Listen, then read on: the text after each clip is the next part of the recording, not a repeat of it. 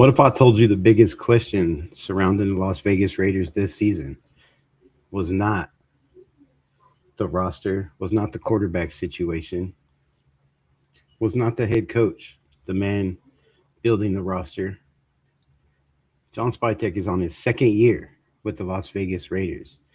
And a lot of people in the nation and outside of the nation feel like the first draft and free agency did not go so well, right? The first coaching stint did not go so well. The first staff did not go so well. With that being said, in year two, if this draft does not hit and they do not get more playtime than the last draft, is John Spytek's seat getting hot, right?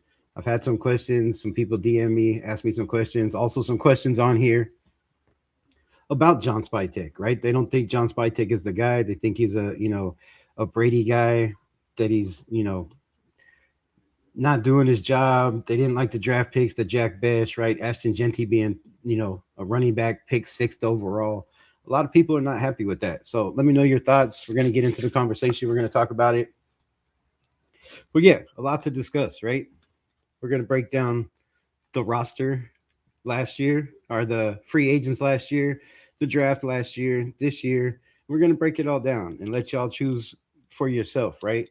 How long is the GM get before he's on the hot seat, right? He's come out and said it was a rebuild after the first year. So do you get, do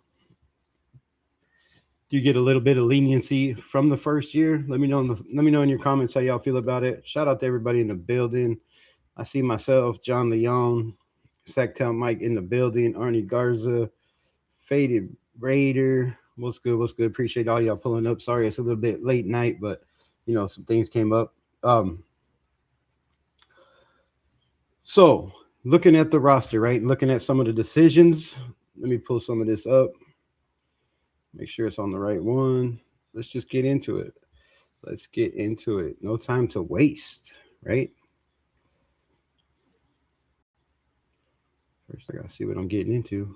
All right, that is not what it's supposed to be. Let's go to this one. No, this one. All right, much better. All right, so we're going to start here, right? Because the first GM, in Tom Telesco, was known for having some very solid drafts, right? I can't remember if it was in the early rounds or the later rounds. His drafts were better, but managed to land Brock Bowers, instant starter, right? Contributing from day one. Managed to land Jackson Powers Johnson, instant contributor, right? Minus the injuries that he suffered in camp with the concussions, right? When he was available, he was contributing right away, whether it was left guard, right guard, center. First time, second round pick, first day starter. DJ Glaze, right? DJ Glaze thrown into the mix. Thayer Munford goes down with the injury, and Delmar the Meal, DJ Glaze, right, steps into the picture and doesn't look back. Doesn't look back because he's the best guy for the job? Or was it, the change of coaching staff, the change of coaches that kind of just, there was no competition for Delmar, DJ Glaze? We will find that out this year, right? Anyways, that's 3 guys right off the rip that started. DeCamarion Richardson started a little bit, right?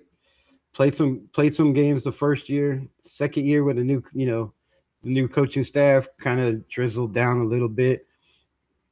Last year, mainly special teams.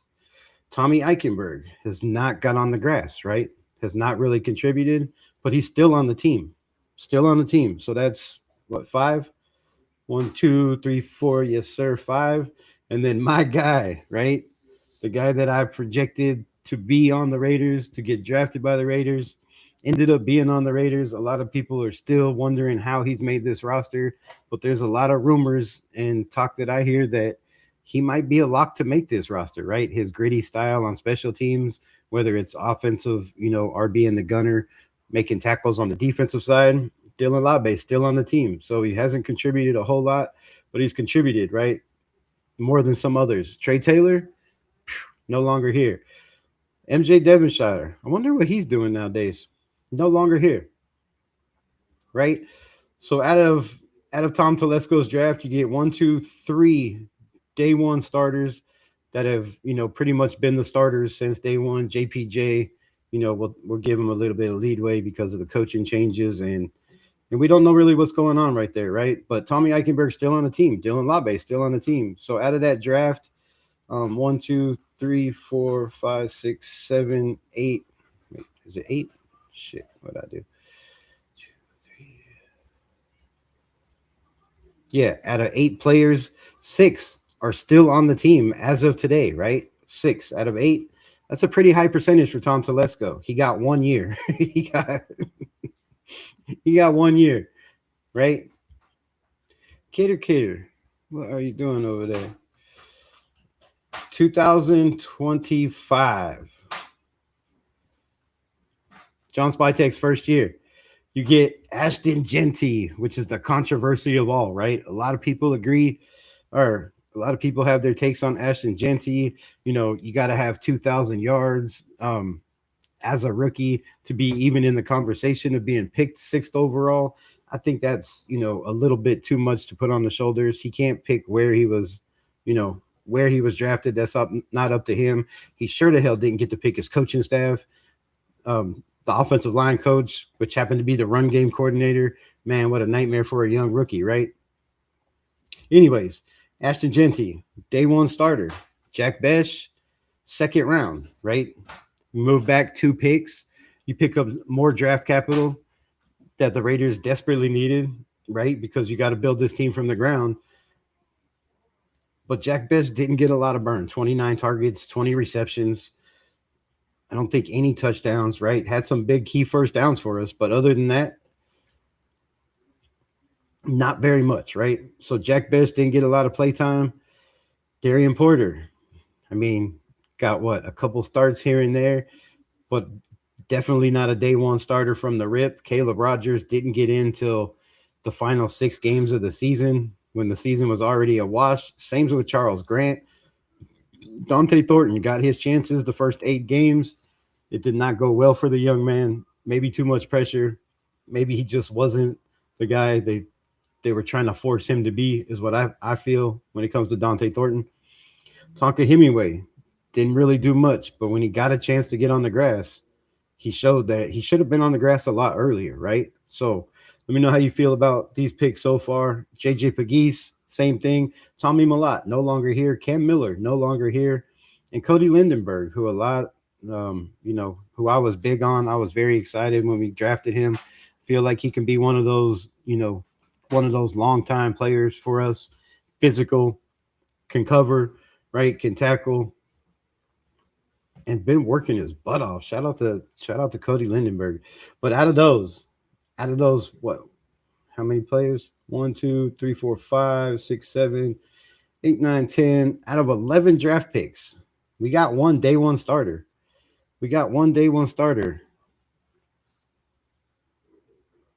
From John Spytek. Now, you can argue the fact that a lot of these draft picks might not have been John Spytek, right?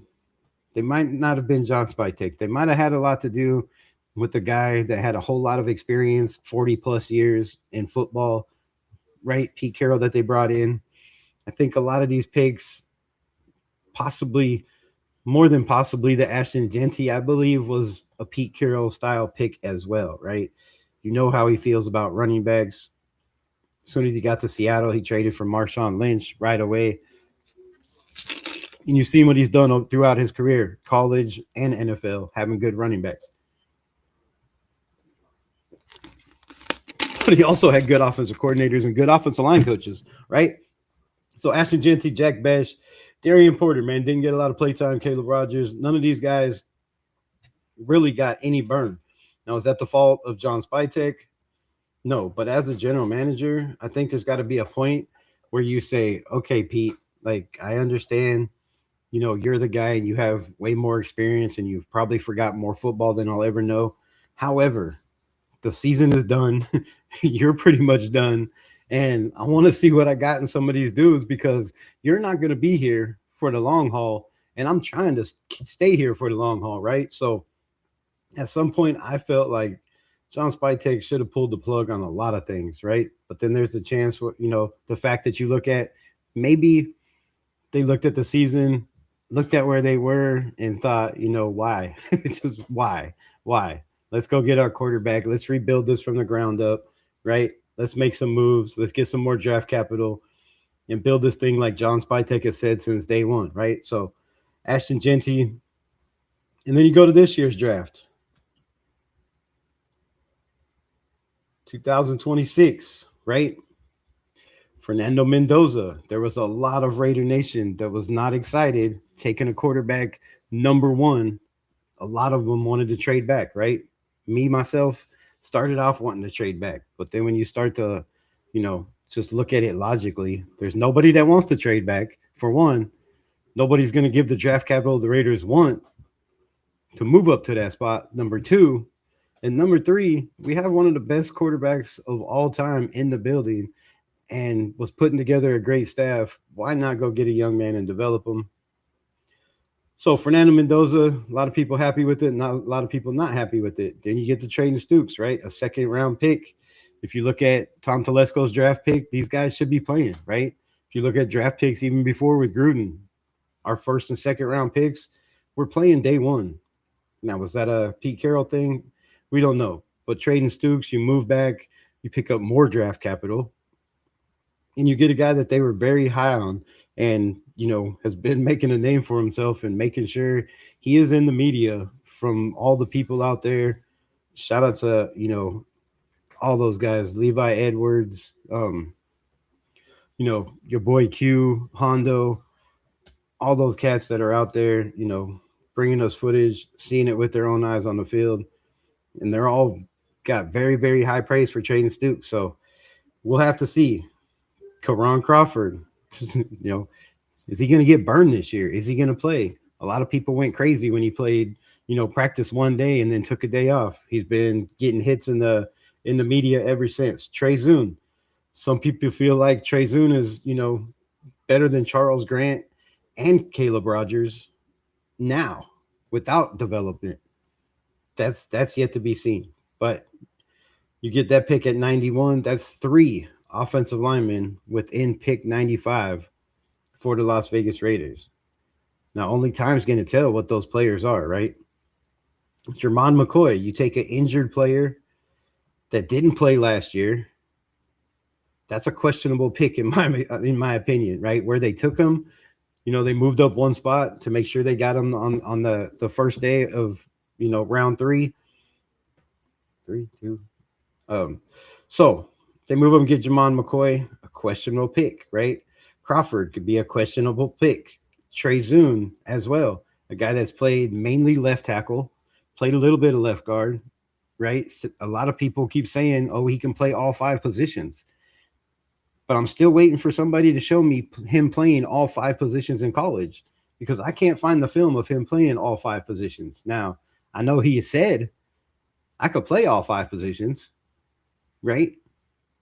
But have we seen it? Is there tape? Is there evidence of him consistently being able to play at a high level in college, all 5 positions? No, I haven't seen it. So if you can find it, please send it to my DMs, hit me up, let me know. But Trey Zune, there's a lot of people saying that he can play all 5 of these positions. From what I've heard in camp, he's played a little bit of left guard, mainly right guard, and a little bit of right tackle. Now, when you've taken almost all of your college snaps at guard and not even at guard, I think mainly at left tackle, right? And a little bit at guard, and you're moving over to right guard, there's questions with that pick too, right? Then why did we draft Charles Grant? Because it was my assumption, and I'm sure a lot of Raider Nation's assumption, that Charles Grant was drafted to be, the heir apparent to Colton Miller. Plays left tackle. You got time to develop him. I mean, that's what I thought. Let me know in the comments. Did y'all think different? And then the Mike Washington pick, right? Some people say Mike Washington, can't run up the middle. He's a one cut and go guy. I think you're going to see a little bit of difference in the NFL. And I need to break down film on that. Anyway, Dalton Johnson was another questionable pick, right? You go and get Teron Johnson. You still have a player that a lot of the nation is wondering what's going to happen with Isaiah Palomau after all these moves. Hezekiah Massis showing out in camp, Malik Benson showing a little something, and then Brendan Cleveland, right?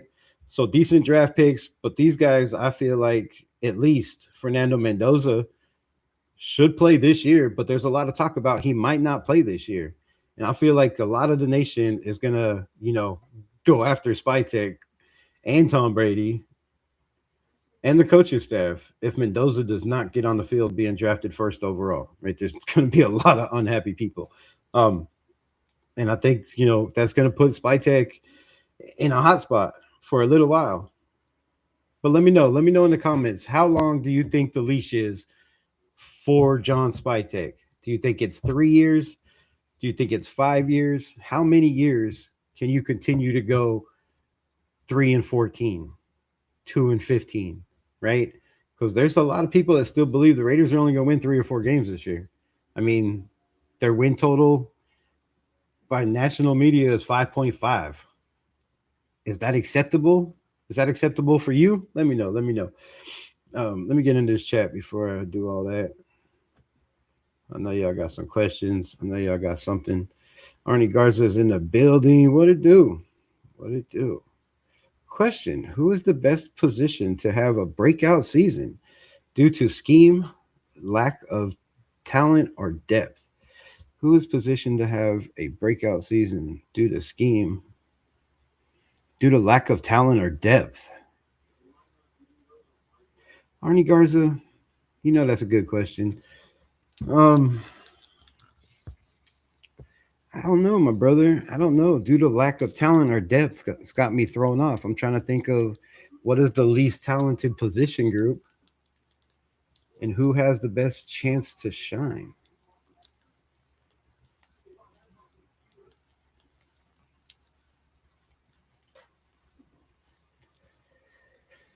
I'm gonna go with Aiden O'Connell. Go with Aiden O'Connell. Nah, for real though. Arnie Garza, who is the best position to have? I think there's a couple, man. I'm gonna go with this. I feel there's a couple. I think Michael Mayer could have, be primed to have a huge breakout year, right? And by breakout year, I mean his highest year, I think is like 300 yards, or I think it's less than 4, right? So by breakout, I mean 600 yards. I feel in this system, Michael Mayer could be that type of guy, right? So I look for him to have a big season, moving around, a lot of motion.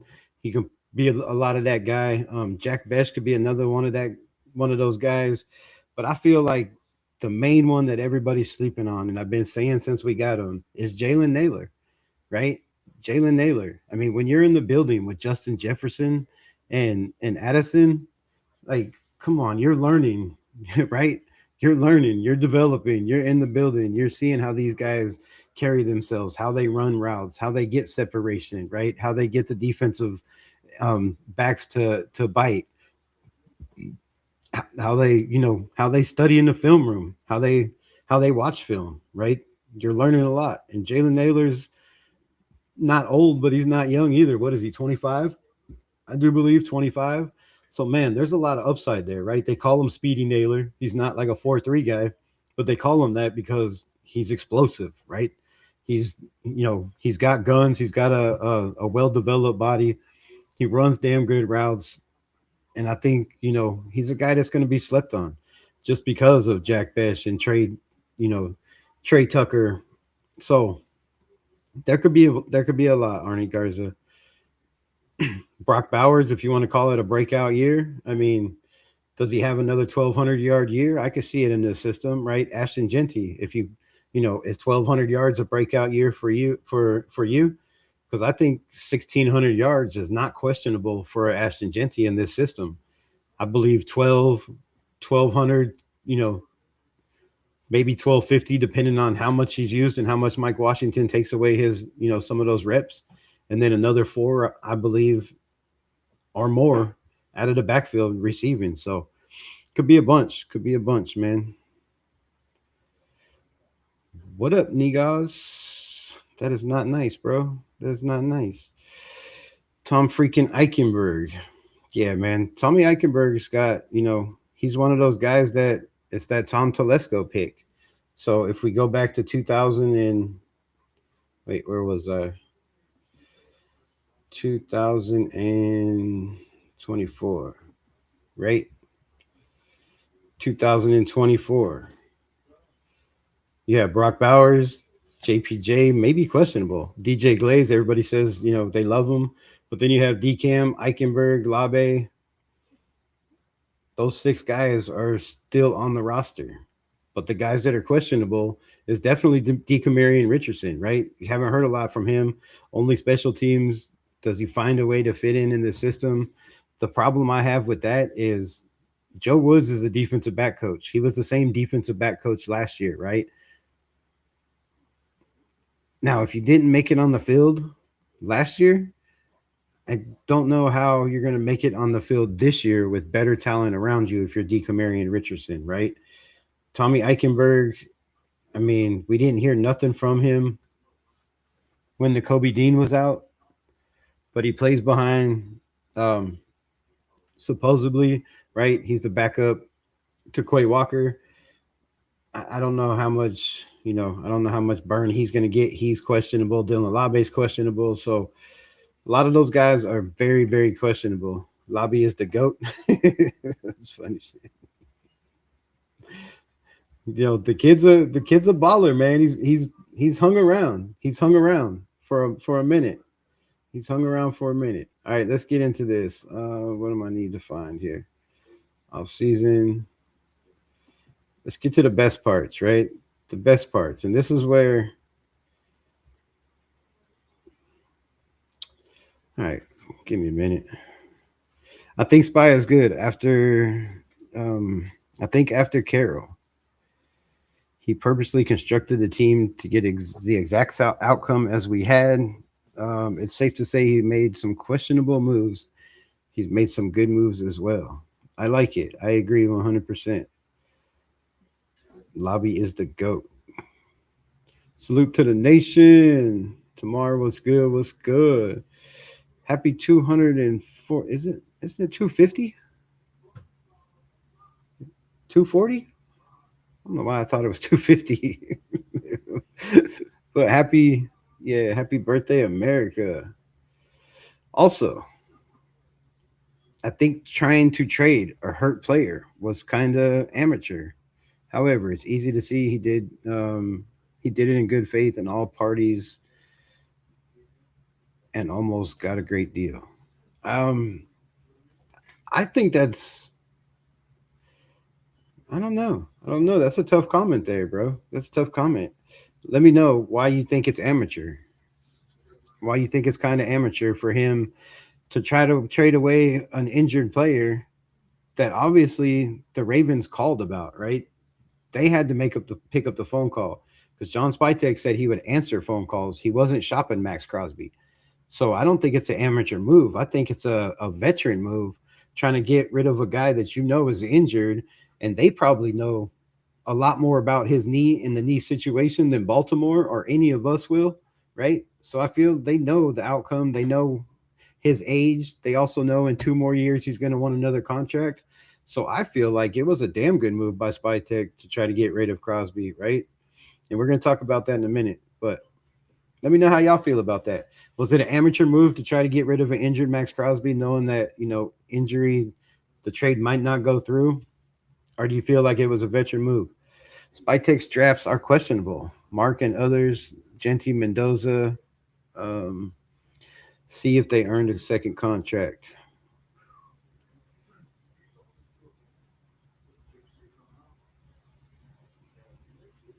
Marks other than Genty and Mendoza.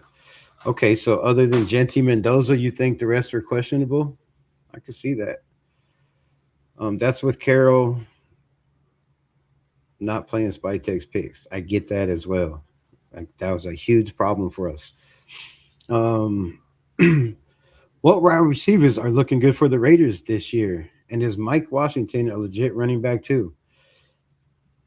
Mike Washington, he's gonna have to prove himself, right?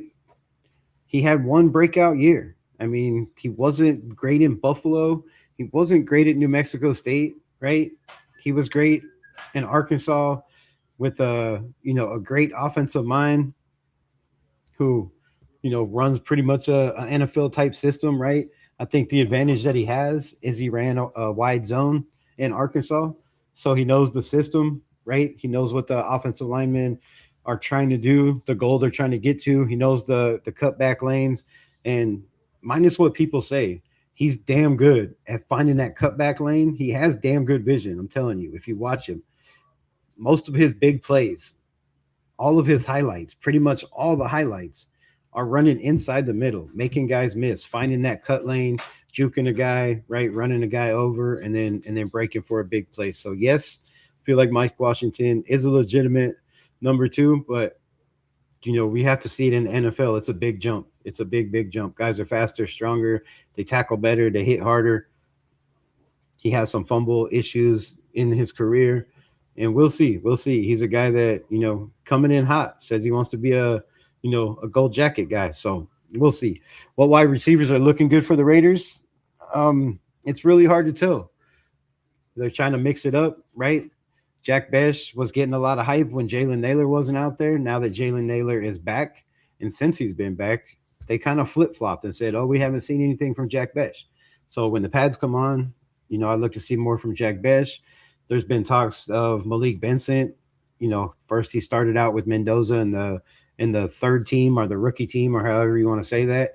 Then he started playing with Aiden O'Connell a little bit. Then he started getting some burn with Kirk Cousins. So it seems like the 6th-round pick is, making a little bit of noise over there and could be the guy that they expected Dante Thornton to be. So Cedric Jackson is another guy. Same thing. He started out playing with the threes, or with the twos with Aiden O'Connell and them, and then he's been getting burned with Kirk Cousins as well. So, watch out for Cedric Jackson. That's my guy I have to make this.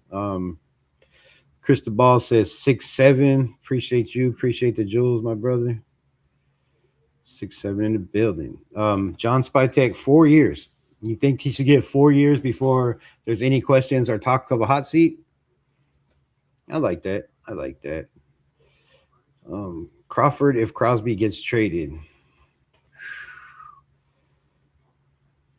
that puts him in a big spot with a lot of weight on his shoulders, right? If Max Crosby gets traded somewhere during the season, there's a lot of talk about the 49ers thing, and I'm just tired of seeing it. So I apologize if y'all want to, see a thumbnail with Max Crosby on it to get all the clicks and the hype. But I've said my talk about Max Crosby, right? Y'all know how I feel. And if you don't, then let me know and we'll talk about it on another live. But I'm just so sick of hearing about Max Crosby trade shit. Just let the man play, bro. Yeah, Tribal Seeds t-shirt. Yes, sir. But yeah, if Crosby does get traded, that puts a lot of weight on Crawford. I mean, 3rd-round pick that's drafted then higher than Max Crosby. I mean, Max Crosby had 10 sacks his rookie season.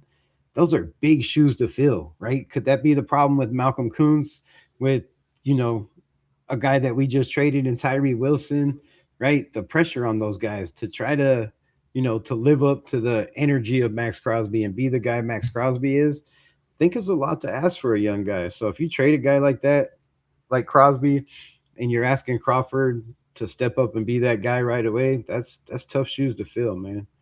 Tough shoes to fill. Because it was 90% that easy to not get it done. Okay, I get you. 24th was a typo. I corrected it the very next comment. Oh, okay. I thought I was tripping. I was like, isn't it 250, bro? Steve, what's good? What's good? Fighting Irish, my brother. My guy Lawrence in the building. What is good with you, my guy? Hope all is well with you. We should get some midget cheerleaders. I'm down with some midget cheerleaders, bro. There's some hot little midgets, small people. I don't know what to call them. You can get me in trouble. I'm not supposed to say that word. Damn it. I apologize to anybody that is offended. These takes and comments are not by Raider Rebel or Raiders Unleashed. They are officially by the chat. What's to say? I don't think so. If we traded Crosby, I mean, we already in full rebuild. The Moke's in the building. AOC MVP incoming. Okay, okay. Are we still in a rebuild though? Let me know in the chat. Right, 15 people in the building, and shout out to everybody on TikTok, on Kick, on X, on all them other sites. We trying to grow over there as well. Trying to grow this community, make it a bigger family, right? Bigger militia family. But let me know. Let me know how you feel about that. I definitely got midget fantasies. All right, this show is officially off the rails. Off the rails. Well, tell us about it. Tell us about your midget fantasies. I mean, if it's the come out show, you might as well come all the way out.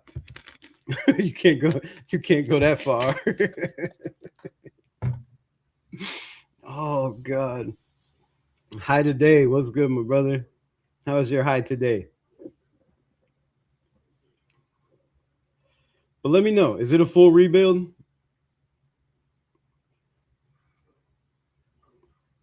And is it possible that the Raiders already rebuilt? I mean, look at our offensive line. We talked about it. They have a bunch of first, second, and third rounders, more than anybody in the NFL. They just need to develop. So the depth is there. Do we need a right tackle? Very well, possibly. You can get that next year if DJ Glaze isn't that guy, or one of these guys like Isaiah Jada, or one of these guys don't show out when the pads come on. But I'm looking for one of these young guys like Isaiah Jada um or Hemington, right? The former tight end that switched to right tackle. Very, very athletic, very strong and physical. Just needs to put on a little bit weight, but I think his physicality and his his movement and his speed, footwork, and all that makes up for the weight, right? Now, can he play right tackle? I don't know. Yes, it's definitely a rebuild. We can look better than we think we do. I get that. We can look better than we think we do. But, there's been a lot of teams like Chicago, like the Patriots last year, that thought, came in and said the same thing. Oh, this is a rebuild. It's going to take a couple years to get everything into place. But there are those situations where everything just falls into place. And it's been a long, long time since anything has fell into place for Raider Nation. So I ask you, why not us? Why can't one time the coaching staff come in right away and turn things around? Because listening to all the talk, looking at all the money we spent, looking at all of Spytek's decisions, right? And we're going to get into some of those. I'm not done with that yet. I'm just trying to get to these comments, but there's a lot. There's a possibility that this rebuild can be done in a season, right? Yes, we're still some pieces away. Yes, we're still some depth pieces away. Yes, we do have a lot of 1-year contracts. But how many of those 1-year contracts are going to be guys that we can't bring back? I don't see that being the case, right? I think we have plenty of money. So yes, we're in a rebuild. We're not in a Super Bowl conversation. Do you have to be in a Super Bowl conversation to be a wild card team, or to be a team that gets some breaks and is right there on the edge like we were in 2024, right? Was that Aiden O'Connell's rookie year? A year we went 8-9. Nobody expected us to go 8-9 when AP took over. Nobody thought this team that was 3-5 was going to end up going 8-9 and beating the Kansas City Chiefs on Christmas Day, right? Nobody expected that, but it happened. So there is a possibility, and I don't feel like we have to be in a Super Bowl conversation to not be in a rebuild. Not a rebuild, it's a reload. Now, see, this is where I'm at with it, right? Because I ask you this. To me, a rebuild would have been getting rid of your highest paid player, like we tried to do in Max Crosby, and shipping him off and getting 2 first-round picks. That would have been the rebuild, right? And that was their goal. But after that did not happen, right? And after Baltimore reneged on that whole deal, I think the rebuild was off. And I've said this before. I think the rebuild was over the day Crosby came back. A rebuild means you get rid of high-priced players, you get rid of big contracts, and you bring in younger guys, and you get capital, and you clean out the draft. Well, those plans backfired. So I don't feel like it's a rebuild like everybody thinks, right? We brought in a lot of guys to take Crosby's place, like Kwity Paye, right? We brought in a lot of defensive players, outside linebackers to shore up the outside so we have more speed, so we can cover and stop the run at the same time, right? I don't really feel like it's a full rebuild. I think the rebuild was over the day Crosby walked back in the building. That put $32 million back on the books this season.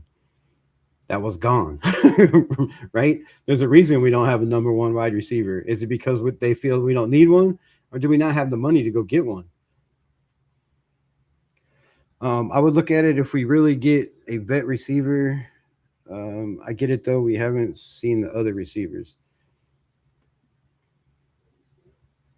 Yeah, but we did. But what we have seen is what Clint Kubiak and his offensive staff has done with a bad wide receiver group, right? Seattle. We went over it yesterday. Seattle last year was ranked 25th wide receiver room. That was with Cooper Kupp and JSN. That was with Bobo and the rest of the wide receivers they have over there. I don't know the rest of the names. But, right, last year, we talked about it, where Seattle was and where they jumped up this year. So they weren't ranked very high, but they ended up having enough because of the coaching, because of the scheme, because of your coach being able to scheme guys open, right? To put guys in position to have yards after the catch, to make big plays. You could run those 3-yard slants and those 5-yard plays if you have guys that could run guys over or make guys miss. And I feel like we have that. I think we need to chill with the expectations. Good OC doesn't always translate to head coach.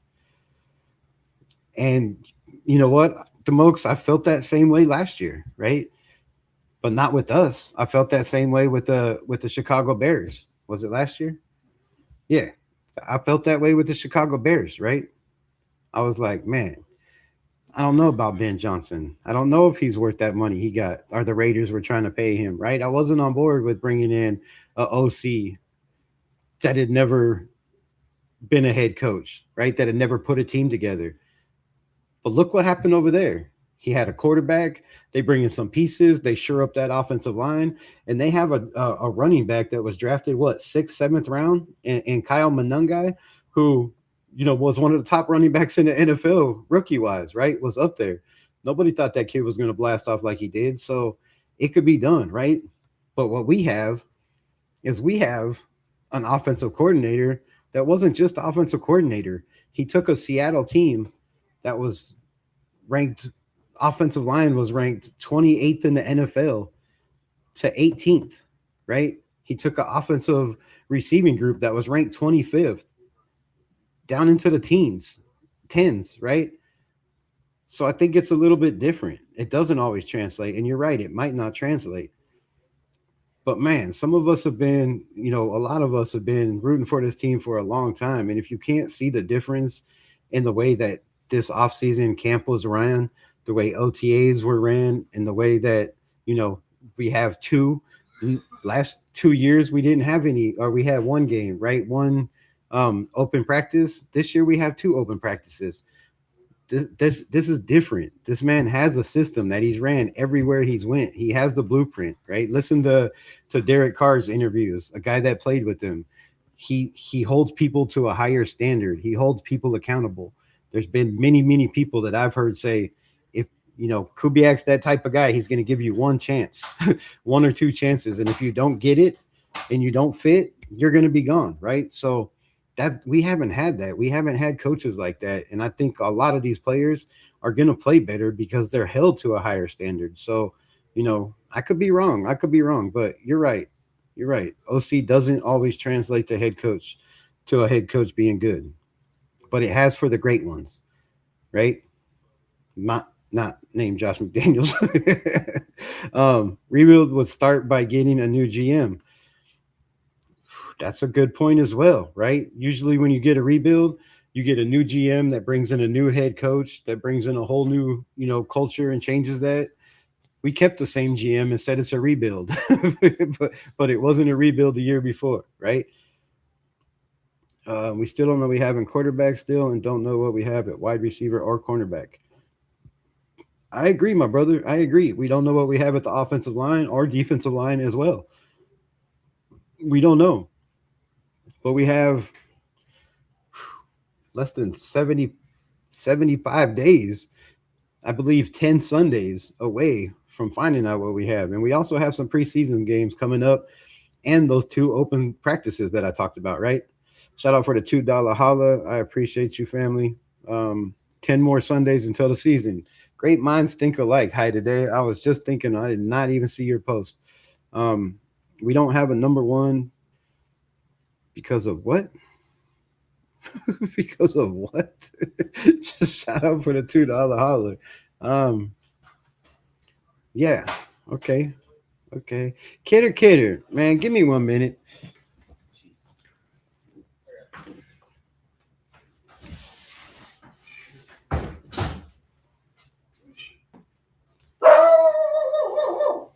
Damn, now the dog's gonna go off. This damn cat thinks she's a dog, gonna sit out there and scratch on the door for the last 25 minutes.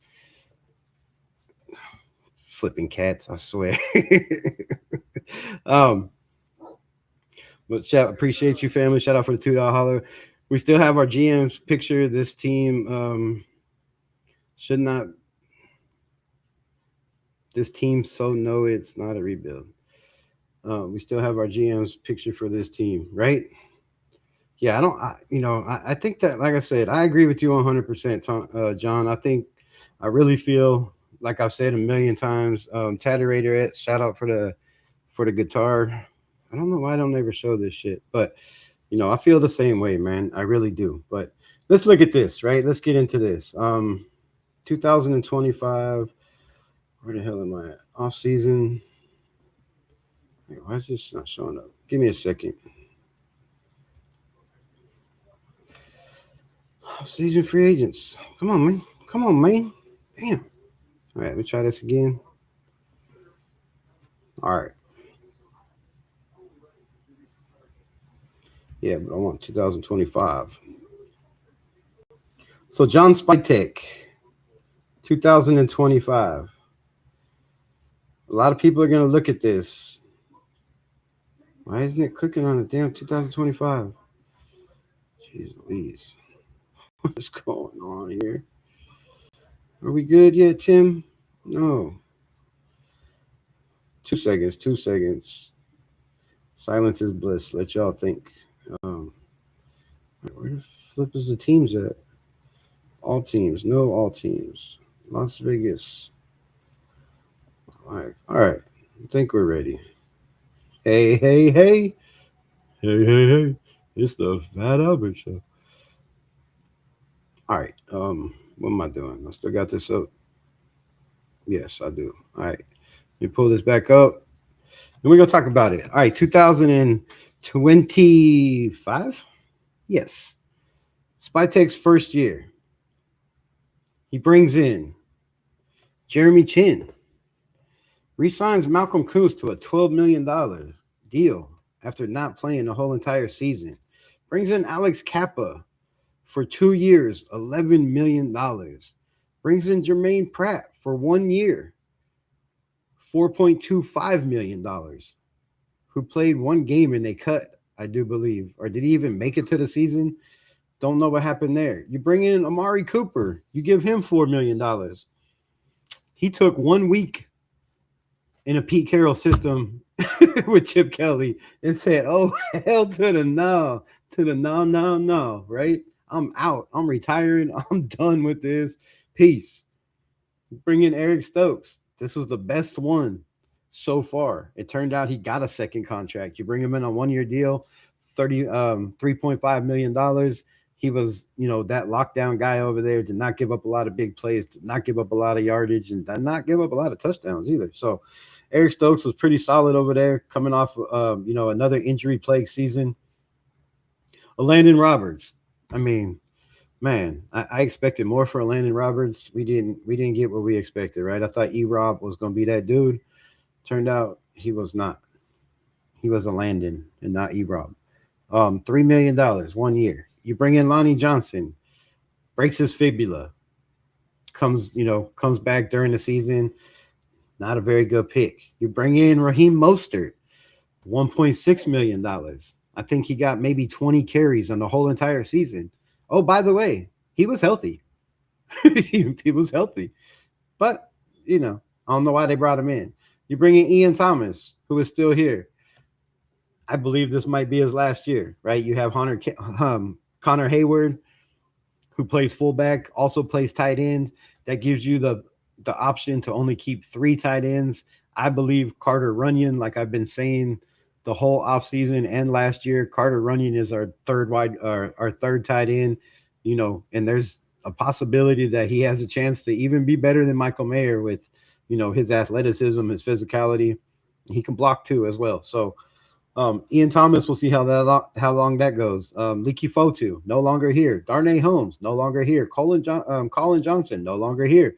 Devin White, he did break the Raiders tackle record, but when it comes to coverage, which he should have never been put in those positions, in my opinion, as a coach, you should have never been put in those positions to cover. Like any coach in any league and any, even Pee Wee knows that you don't put a linebacker that can't cover to cover tight ends or running backs or slot receivers, right? Whether it's 5 yards, 10 yards, or 15 yards. So Zach Carter, no longer here.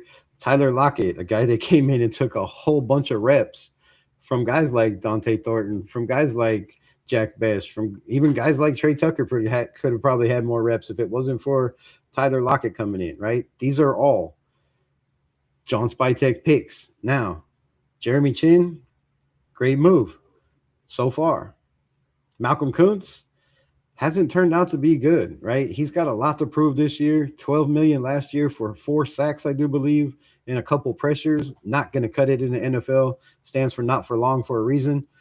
Alex Kappa, no. So we have Jeremy Chin. Malcolm Kuntz is iffy. Jermaine Pratt, I felt like could have been good. I don't know what the situation there was, but he went on to play for another team and instantly made that defense better. So, that it is what it is. Eric Stokes, and that's pretty much it. So you got 3 players in free agency. Oh, come on, man. Stop doing this shit. 1, 2, 10, 11, 12.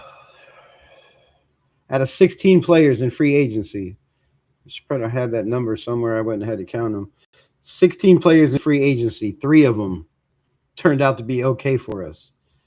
That's not going to cut it. If you look at the numbers, 16 mil, 11 mil, that's 25. 11 mil for Kappa, that's 36. Another 4 for Jermaine Pratt, that's 30. What did I say? 26, 30. That's 40. Mari Cooper, Eric Stokes, Landon Roberts. That's 52. And then the rest are $1 million deals. So Lonnie Johnson, all these guys, $1 million deals. But that's a lot of money to only get production out of 3 players. Can you blame that on John Spytek? I mean, you kind of have to.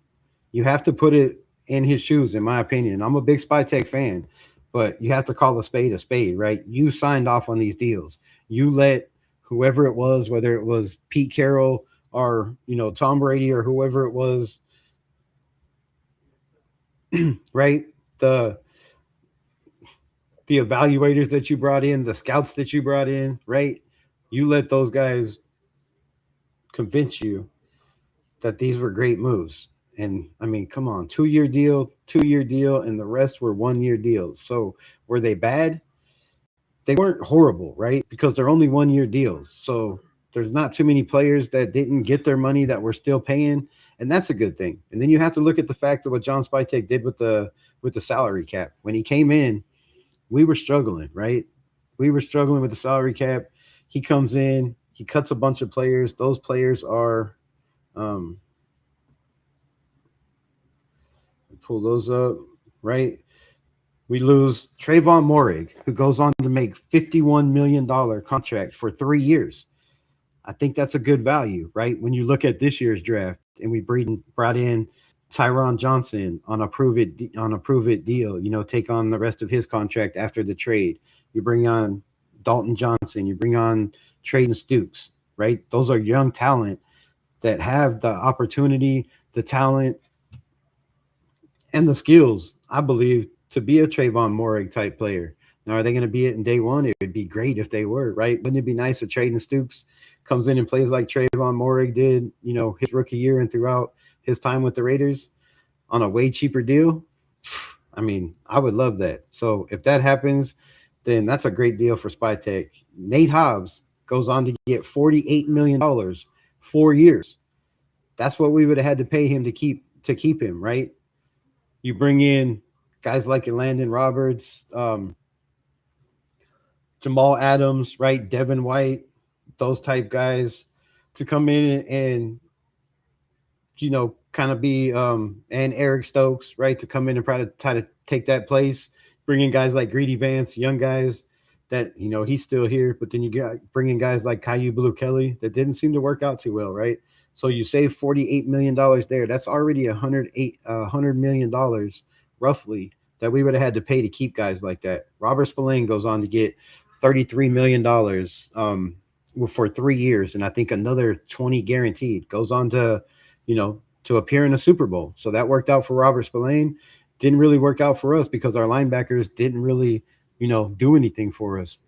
But again, we all know the situation. I talked about it all season long. Like, Patrick Graham is handcuffed. This is not a Patrick Graham defense. You can tell by the way it was ran and the amount of cover three we ran in so many games, right? Just ridiculous amount of cover three. Divine Diablo, a guy that couldn't tackle a mannequin in a department store, $14 million, 2 years. Sorry, Divine Diablo. I'll stop saying that eventually, as soon as you show me different. Kaylavon Chasen goes on to appear in a Super Bowl, right? 3 years, $1 million. I think that was a loss for us, especially with the injuries of Max Crosby, Tyree Wilson not doing anything. Malcolm Kuntz didn't do anything for $12 million. You could have kept Kaylavon Chasen and forced Malcolm Kuntz to sign a lesser deal, right? If he wanted to be a Raider or go somewhere else. And I think that would have been a better move as our general manager. But, it is what it is. Marcus Epps, you let go. I think that was a loss for us. I don't even know if he's playing right now, right? He went to the Patriots and got cut because they had so much young talent over there that he didn't even make the team. So, John Jenkins, Jermaine Pratt, Andres Pete, Alexander Madison. God, I hated that pick from day one. It is what it is. Harrison Bryant, Terrence Marshall, Gardner Minshew, Andre James, Desmond Ridder, and Jack Jones. So all players that Spytek moved on from day one.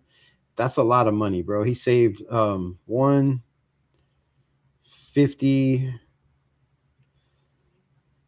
a little over $150 million cutting those players, which gave us the opportunity to go in and get new players this year, right? So I think that was successful if you look at it, because a lot of people would have liked to keep Robert Spillane, Nate Hobbs, who was, always injured, never really the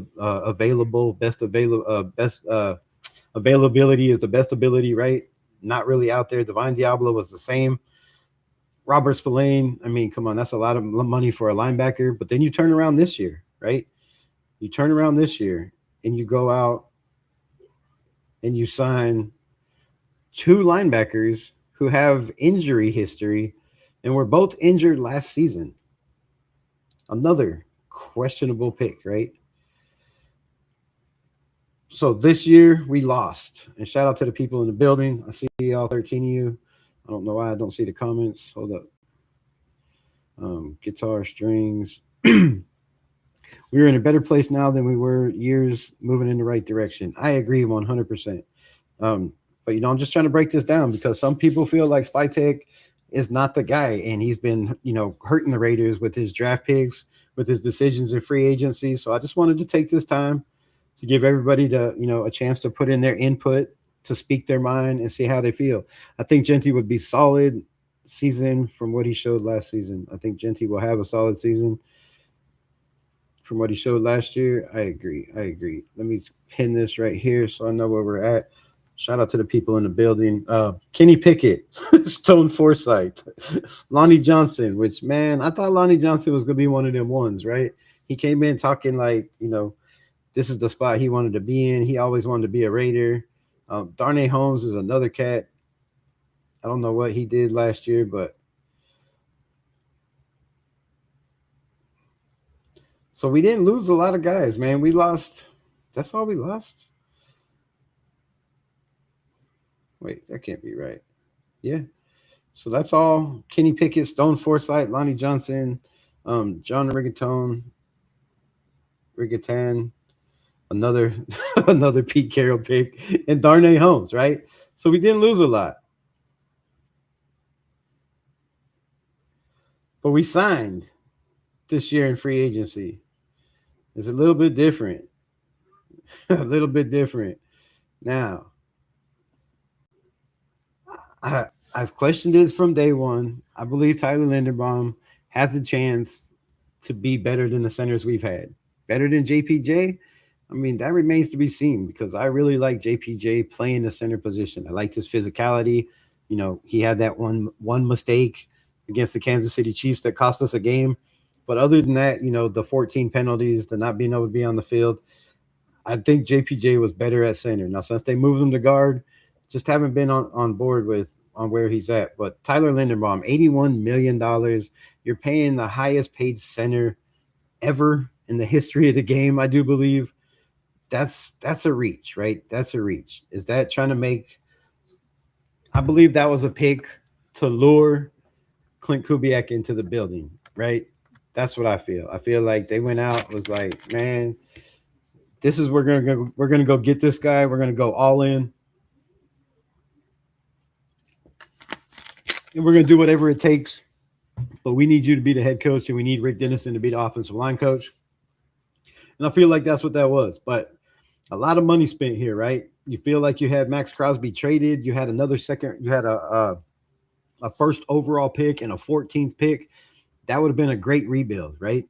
But that got ex-nade. And then you got Quiddy Pay. A lot of people are bitching about this, right, in the media. Shout out to the 16 in the building. ESPN, there's been a couple of, and damn it, I forgot to write down those names. Crap. But there's been a couple of people, ESPN, right, those guys in the high profile in NFL Network that feel like Quiddy Pay was overpaid, right? A guy that didn't really do a lot. He was, in the middle of where the Colts defense was. He had one of the lowest pressure win rates in the NFL last year. Former first round pick that hasn't really played up to first round pick level. Now, maybe, our scouts in the building, our coaching staff, Rob Leonard said, man, I could do something with him. Maybe it was Travis Smith that was in the building and said, I could do something with Quiddy Pay. I can make him better, right? I can use him in different ways. I don't know. But a lot of people feel like we overpaid for Quiddy Pay. And if it comes down to this, if Tyler Linderbaum is getting shoved around in the passing game and he's only good in the run game, and Quiddy Pay is not out there, doing really much of anything, and it's not a factor out there. Quay Walker can't stay healthy. Nakobe Dean hasn't even got in camp yet. We don't know what's on with that. Jalen Naylor, $35 million. Eric Stokes, $30 million. These are all very, very, very questionable decisions made by our general manager, in my opinion. Let me know your opinion. But come on. None of these guys. I mean, Quay Walker coming off an injury, 3 years, $45 million. Or 40 and a half million dollars. A lot of that was guaranteed. But he can't guarantee us he can stay healthy and be on the field. Hope and pray, right? I hope and pray that this man can stay on the field. But he has not showed it. The Kobe Dean has not been there one day. There was a couple of pictures with him out on the practice field early, but nobody's seen him out there doing anything, performing. Most of the time, he was in a building. From what I've heard, nursing an injury, had an injury last season. $36 million, 3-year contract. Right, that's $32 million a season. Most of this is guaranteed money, but we haven't seen nothing from him. Now, we all think he's going to be that guy, but has he been that guy for Philadelphia? He's been a guy that's missed more football games than he has started, right? Now, I'm a big Nakobe Dean fan. I was very happy about the contract, right? Or the signing. But the 3-year, $36 million, I was like, man, you're giving all that almost guaranteed. I mean, it's not my money. It's not Mark's money anymore either, right? You got a whole bunch of investors. So that has nothing to do with us. But you have to take into the fact that we signed Eric Stokes. I'll get to that in a minute. But, Quay Walker, injury history. Jalen Naylor, or Nakobe Dean, injury history. Kwity Paye, former first-round pick. Now, I'm praying that he becomes that K'Lavon Chasen that we got 2 years ago, right? Comes in, didn't really work out where he was drafted, was released from Carolina, and then comes in and plays like a wrecking ball when he's in the game for us. He didn't get a whole lot of snaps. When he was out there, you knew he was out there. So I'm looking for Kwity Paye to be that guy. I really feel like he's in a 3-4 defense, right? He could be one of your outside guys, but I feel like he's big enough and strong enough with his build that, man, he could probably play the nose if you're looking for, faster, stronger defensive linemen that are quick off the ball. I wouldn't be surprised if they try to put him there, but $48 million questionable. Jalen Naylor, right? We talked about Jalen Naylor, a guy that should have a lot of experience. We've seen what Trey Tucker learned from having Devontae Adams in the building, having guys like Jacoby Myers in the building, right? Trey Tucker has ascended every single year. I believe Jalen Naylor has done the same every single year. He's only 25 years old. He has a chance to be that guy. And there's always those players that when they get those opportunities, there's some of those guys that rise above, right? And I believe Jalen Naylor is one of those guys. He had one of the best quotes. No block, no rock, right? So this is a guy that has embedded in his head. If I don't block in the run game, if I'm not out there bulldozing people in that wide zone and opening up lanes and opening up holes for my running back, I shouldn't expect the football. When you have that mentality from a wide receiver, that says all I need to know. Says all I need to know. But you pay him 3 years, $35 million, right? I believe that's a solid contract because if you look at around the NFL, I mean, the average guys are making $20 million right now. You got guys like Justin Jefferson making $36 million. So if you're telling me I get a player like Jalen Naylor that has a chance in a Kubiak system to be a 1,000-yard guy, possibly a 70 or 80 targets, depending on, how he shows out or what he proves when he's out there and the opportunities he gets. But the price is questionable. Kirk Cousins, man, $12 million, $10 million guaranteed. I don't know why it says 12 million, 64. Must be some other stuff added to it. But we're paying him 1.3 or 1.7, one or the other. Plus 10 million guaranteed, right? In Kirk Cousins, you get a player that has a higher career.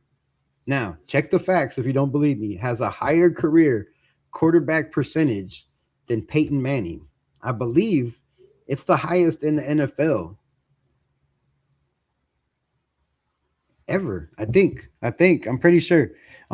Somebody check those facts for me if somebody could. I don't know where my phone went right at a second. But you have a guy in Kirk Cousins that has lifetime a better QBR than the Peyton Manning, the Tom Brady, right? He also is a guy that has thrown for over 3,500 yards every single season he's been in the NFL except for last year. He's also a guy that usually has double the touchdowns than he has interceptions.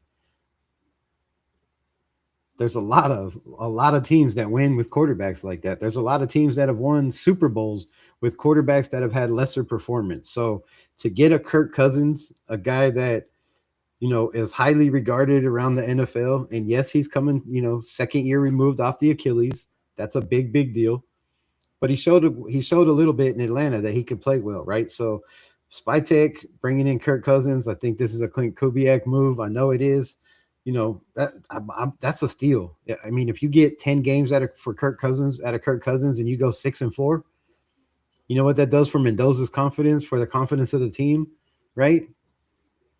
I mean, damn, if you can give me 6-4 out of 10 games from Kirk Cousins, that's a steal all day long, right? Connor Hayward, 2 years, only $4.5 million. Now you get a guy to open up run lanes for your running backs. You also get a guy, like I said earlier, that you don't have to have 4 tight ends on your roster. You can keep 3 tight ends and have Connor Hayward, right, as your 4th tight end and also as that fullback. We all know, maybe some of y'all ain't old enough, but let me know if you're old enough in the building to know who Connor Hayward's father is, right? Because if you know who his father is and you know who his brother is, then you should know that this is a bigger pickup than a lot of people are talking about, right? Connor Hayward is going to change the Las Vegas Raiders offense. I feel like if there's one key player that I would focus on that is going to be a key asset to how this system runs, to me, it's Connor Hayward, right? Because Ashton Genty's not going to be the first guy to get touched in the backfield. It's going to be guys like Connor Hayward. He's going to open, he's going to take on that first block and give Ashton Genty a chance to get a step or two and to make a cut and to make a decision. If you look at Raiders history, I don't know how long everybody in here has been fans, but if you look at Raiders history, right? Marcel Reese, you look at, my mind draw a blank as soon as I started to say that. But you look at the fullbacks we've had, John Ritchie. Who am I trying to think of that I'm drawing a blank? Anyways, our teams have been good when we've had good fullbacks. And it's been a long time since we've had a damn fullback in the system or any system that we've had for a minute. So Connor Hayward is a big pickup. Spencer Burford, if you get a starting right guard for $3 million this season, and he only plays one season or half the season, or if he doesn't even start and he's just a backup piece that's out there helping people, develop and learn the system, that's a steal too, right? That's a steal as well. Tariq Young, from what I'm hearing, might not be on this roster. Ian Thomas might not be on this roster. Benito Jones, probably not on this roster. Segun Alobi, as much as I would love for him to be on this roster, there's chances that he might not make the roster this year. So now we're looking at 1, 2, 3, 4 guys out of 2, 4, 6, 8, 10, 12, 4 guys out of 15 in free agency that might not be on the roster when we start. That's not a bad number, right? That's definitely doable. 100% doable. So let me know how y'all feel about this. Spytek. Do you feel like he's done a good job? Do you feel like he's set this team up in a position to win? Do you feel like the roster moves have been, grade the roster moves, A, B, C, or D? 2025, what do you give the roster moves? Free agent losses, free agent acquisitions.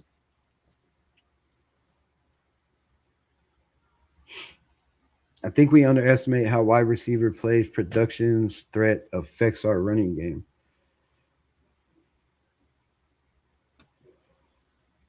Well, tell me about it. Tell me about it. Tell me about it. How does it affect our running game? Let me know.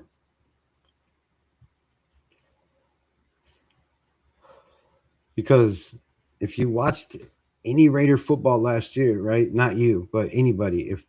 If we watched Raider football last year, we can clearly see how the wide receiver game hurts the running game.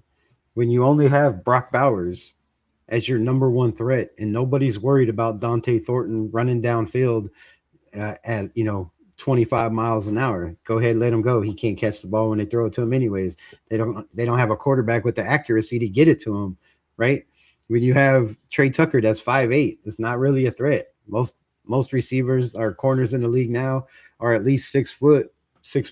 I think the average is 6 foot, closer to 6'1" now, because there's a lot of big corners and safeties in the league. So when you have that, not too many guys are worrying about Trey Tucker. So I know exactly how the wide receiver room affects the run game. You got to have guys that can make those plays. But I also know how Clint Kubiak runs his system. I know how he did it in Seattle. I know how he did it with the Saints, right? Know how he did it with the 49ers. Know how he runs his system.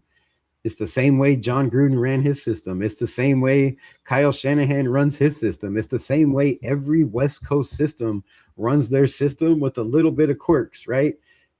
Dink and dunks, ball behind the line of scrimmage to your best players, lots of motion to get the defense guessing, and then you hit them with those quick shots. You have guys in front to block. You're throwing 5 yards, slants and 10-yard comebacks, and then you hit them with the deep shot and you run the hell out of the ball. Play action, right?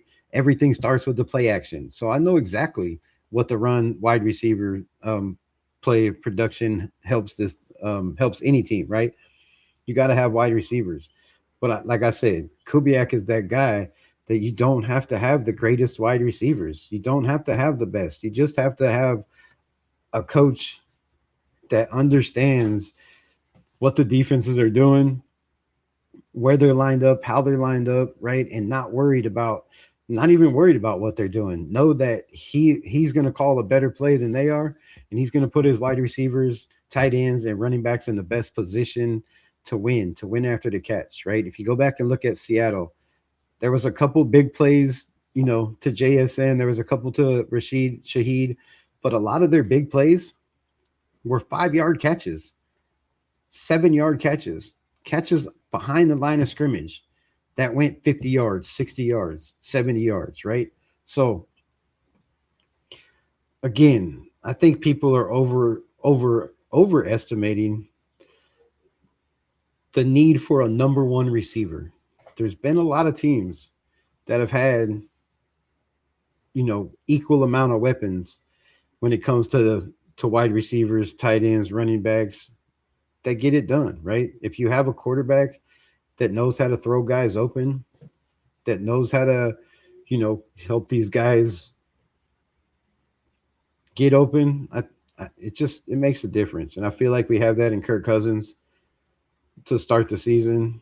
And it's not like we have a bunch of rookies. I mean, we got guys, again, Jalen Naylor, that's learned from one of the best in the business in Justin Jefferson. You got Trey Tucker, who's learned from one of the best in the business in Devontae Adams. I think that's got to account for something, right? And I feel like that's one of the main reasons that Clint Kubiak took this job. He could have went to Arizona Cardinals. You know what Arizona has right now? The weapons, right? They got Mark Wilson. They have Marvin Harrison Jr. They have one of the best freaking tight ends in all of the league. They have now the best running back. They had a decent one before that. They have a bunch of, first, second, and third round picks on their offensive line. They have, Bridgewater, but they also have Carson Beck, who was this far away from beating Fernando Mendoza in the national championship. And if that game was, that ball was put another yard or 2 yards in the air and it was a touchdown, we might not even be talking Fernando Mendoza to the Raiders. So he could have took a lot of jobs. There was a lot of talent. Terry McBride over there. They have a lot of decent defensive talent, young defensive talent in Arizona, right? You could have took the job with the Ravens with Lamar Jackson and had one of the best quarterbacks in the NFL, but he chose the Las Vegas Raiders. So maybe one time we can all put our pride aside and be like, maybe he took this job for a reason. Maybe our coach believes in the wide receiver group and knows that he can get a lot more out of these guys than they've got out of their career so far. And if that's the case, then damn, We are good to go, right? I got faith in Kubiak over the squad, being over the squad. Me too. The fact of the matter is that as soon as we resigned Max Crosby, um, that meant that the possibility of Jack Del, Jack Del Rio Union was out of the question for us. You're still stuck on the Jack Del Rio, my brother. Best coach we ever had in 20 years. Look, I'm a huge Jack Del Rio fan, and I was cussing and screaming and yelling when they fired him. But the man has issues, bro, and we can't. If you can't get over those issues, you know, it doesn't help. If he was physically in his right mind and healthy enough to coach, I think Jack Del Rio would have a job, right? There's a million teams that would love to have Jack Del Rio on. I think Jack Del Rio is his worst enemy, and there's a reason why he's not coaching in the NFL. And I don't think it has anything to do with Max Crosby coming back to the Raiders. We kept the GM and said it was a rebuild. We just came out of a teardown. 100%, 100%. I agree, right? A rebuild means, like I said, you get rid of your highest paid players, you cut all the big contracts, and you bring in young guys. You bring in 1-2 year deals like we've done. This is just a retool, man. It was a retool. You went and drafted your quarterback. You kept one that's been in the building. You got another one. Faded Raiders, shout out for the hot chili. What the hell is that? Fire. Jack Del Rio got the culture of our fan base and understood the type of football and franchise can succeed. I get he drinks, but was a great football mind. See, it's not even the fact that he drinks; it's the fact that he over drinks. Right? Is you can drink. Anybody can, do something. It's the over excessiveness. Sacktown Mike, appreciate you. Good night, my brother. Appreciate you showing up. Things would be different if we never let him go. That could be the case, right? That could have been the downfall for Jack Del Rio. I mean, you could say that, this organization with Mark Davis is the reason for Jack Del Rio's personal problems in life, but that would be a crazy statement.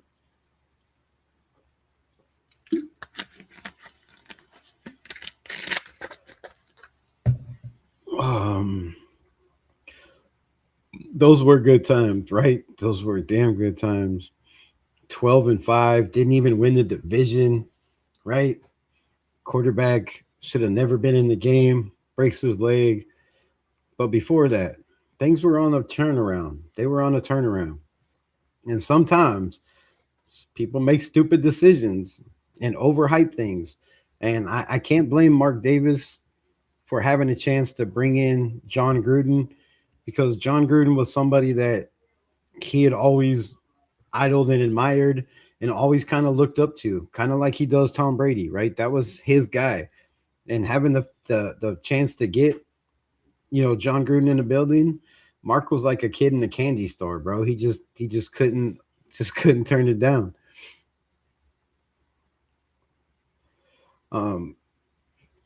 Mark Davis and Carroll didn't let Spytek cook. I agree with that too. I agree with that too.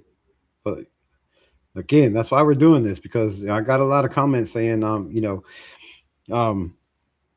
I'm too positive. I'm overhyping this team, right? I'm gassing everybody up, and I love every coach that we bring in, and that's funny because 2 years ago everybody told me, man, you're too negative. All you do is talk shit on this team, like you hate on everybody. So now I try to turn it around, and people are like, damn, bro. Damn, bro. You're too positive. You just can't win. You just can't win. My guy, what's good? What's good? Loose cunt in the building. Appreciate you pulling up. We're talking about your guy Spytek. Not to mention 25 seasons. He was just filling 25 seasons. He was just filling spots. Man, it's a lot of seasons to fill spots. You're picking up what I'm putting down finally.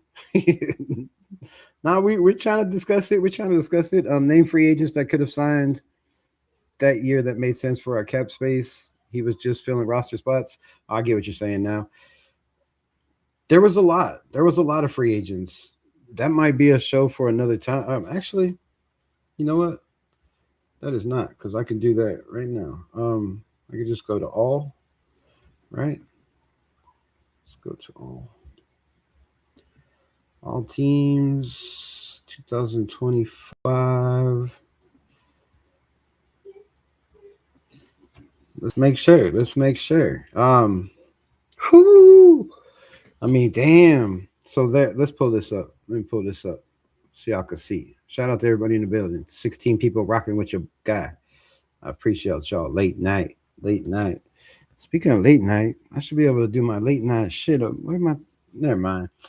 I'm not even ready over here. Well, let's pull this up. So free agents 2025. Monty Williams, defensive line. Went from the Eagles to the Patriots. Helped them make it to a Super Bowl. We had some defensive line holes. We traded Jacorian Bennett for Thomas Booker. That deal wasn't even on the shit I brought up, huh? Sam Darnold. We talked about this yesterday. Tom Brady didn't want Sam Darnold, which is why Spytek didn't even interview Sam Darnold and didn't even bring him in the building. Tom Brady, the GOAT, the greatest of all time when it comes to everything, said no to Sam Darnold. Well, Sam Darnold ended up making less money than Geno Smith and taking his team to a Super Bowl. Oh, and by the way, he won that Super Bowl, right? So there was that. We could have had Sam Darnold over Geno Smith. That would have been nice. Will Fries, a guard that was out there. Now, that's a lot more money than Alex Kappa, so I wouldn't say yay or nay on that. Tackled Dan Moore. 4-year, $82 million. I would have passed on that. Aaron Banks was out there. Josh Sweat, I wouldn't have done that. Stephon Diggs. We could have brought in Stephon Diggs, 3 years, 3 years, 60 mil. That's $21 million a season. Would it have helped with Geno Smith in the building? No. But would it have helped if we went and got Sam Darnold over Geno Smith? Hell to the yeah. Right?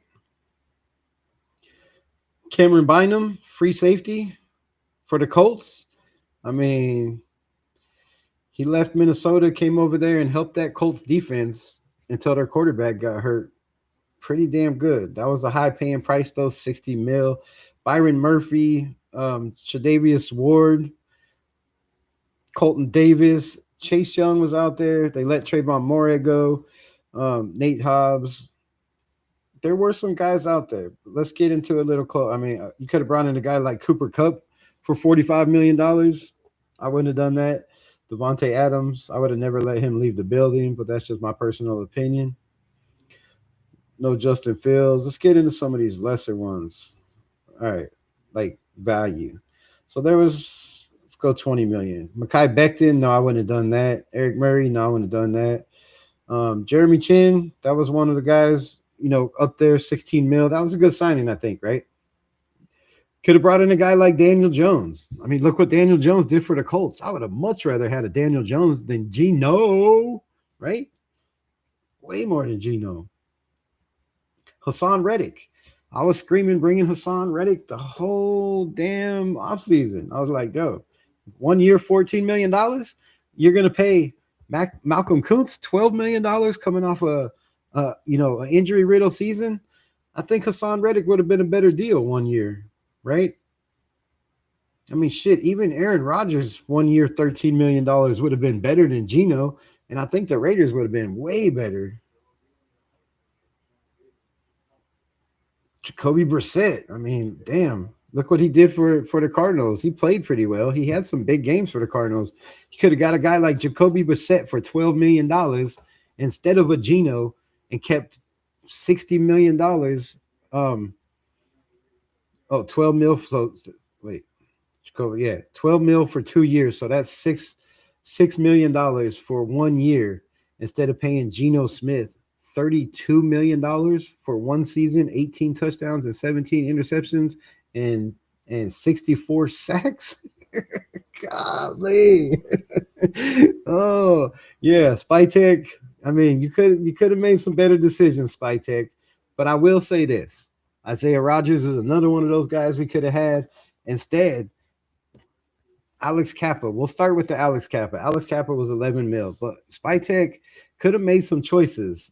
And I'll give him a little bit of leadway because it was his first general manager job and seeing the where he came from, the body of work that was done in the buildings he was in, all won Super Bowls while he was there. He knows what it takes. He knows how to build a team. So you got to give him a little bit of leadway. And then the pressure of having Pete Carroll, you know, and not wanting to be like, listen, old man, this is my shit, and I'm gonna tell you how to run this ship, right? So trying to be respectful to Pete Carroll, I think his hands were a little bit tied. So I'll give him a little bit of leadway on that. But there are some of these guys that we could have got, man. Starting at Alex Kappa at $11 million for 2 years, and then the money gets way down, right? Um, Leonard Floyd, no. Denarius Slay, though, 1 year, $10 million. I mean, I would have took a chance on that than to have Kai Blue Kelly. You know what I mean? Um, Mario Edwards, no. I mean, Mac Jones, you could have went and got a former first round quarterback, and Mac Jones at $8 million instead of paying Geno $32 million. Mac Jones played his ass off last year. Now I know he had a way better offensive line in San Francisco, but I mean, damn, you could have went and brought back Mac Hollins, you know, for he signed 2 years, 88 million, 8,400,000. So that's 4.2. He helped that team get to a Super Bowl, right? I would have much rather had a Mac Hollins over a Tyler Lockett. Safety Will Harris, 2 years, 8 million. That ain't bad either. I would have done that. Xavier Woods, I was very high on. I'm trying to find some tackles or guards that we could have brought in. I mean, I would have rather had Bradley Bozeman, right? The guard and center. I would have much rather had him than Alex Kappa. I think that 2 years, $65 million would have been a way better deal for us. What else do we got? Backup Cooper Rush? No. Yeah, other than that, I don't see a whole lot. I mean, a Zach Wilson at $6 million, I would have took that over Geno Smith. I said that last season before the season started, especially the fact that you traded a third round pick for Geno. Spytek, that's one thing that I can never forget. That'll be stuck in my mind no matter how many Super Bowls we win, if we win any, no matter how many playoff games we win. I'm still going to think about John Spytek saying, yes, I'll extend Geno Smith and I'll make it $71 million for 3 years. That's going to be hard to get over. And that's why we're talking about this. Is he on the hot seat? Is this year? If he doesn't hit on these free agent players like he hit last year with the money we spent this year, right? If Nakobe Dean, Quay Walker, if these guys are not healthy, you have to put Spytek in that position. You have to start asking those questions. Najee Harris, Owen Burks, linebacker from Philly, we could have had. That would have been a nice little pickup. I thought he would have helped us help this team. We could have got Matt Gay last year. Instead, we got him this year. Who else? Yeah, I don't see a lot of deals out of there. I mean, $4 million. We paid $4 million for Tyler Lockett and Amari Cooper. That's $8 million. Let's see after that $4 million range if there's any players I would have signed or you would have signed. Lopez, no. EJ Speed, no. We got Eric Stokes. That would have been Javon Clowney. Jevedon Clowney. Bro, I would have went and brought in Jevedon Clowney for $3.4 million on a 1-year deal than what we got from Charles Snowden, than what we got from Tyree Wilson making $8 million, right? You could have cut Tyree Wilson last year. If I was Spytek, that should have been the first thing I would have done. I would have came in and said, look, Tyree Wilson, we see we see what happened here, right? Sorry, but good luck with your future endeavors. I wouldn't have paid him the $8 million that he got last year. That was another crazy thing that I don't know. Khalil Dorsey from the Lions would have been a nice little backup. Tevin Jenkins, man, Tevin Jenkins, a guy that I wanted in the draft a couple years ago. We could have went and got him for $3.5 million. Could have brought back Caleb Von Chasen, like I said. Wide receiver Mike Williams. There were some moves, bro. There were some moves we could have made on the cheap 1-year deals. Noah Fant, we didn't really need a tight end, but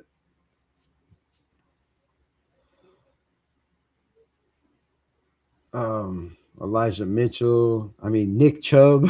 Look, Nick Chubb went over to Houston and had himself a year, bro, for $2.5 million. We bring in Raheem Mostert and don't even play him.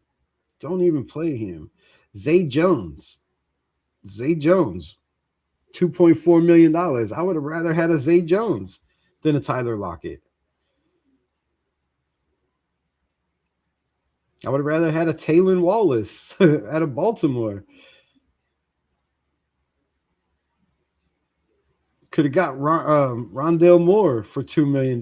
Yeah, so man, there's a lot of players that I think we could have did better than what we did.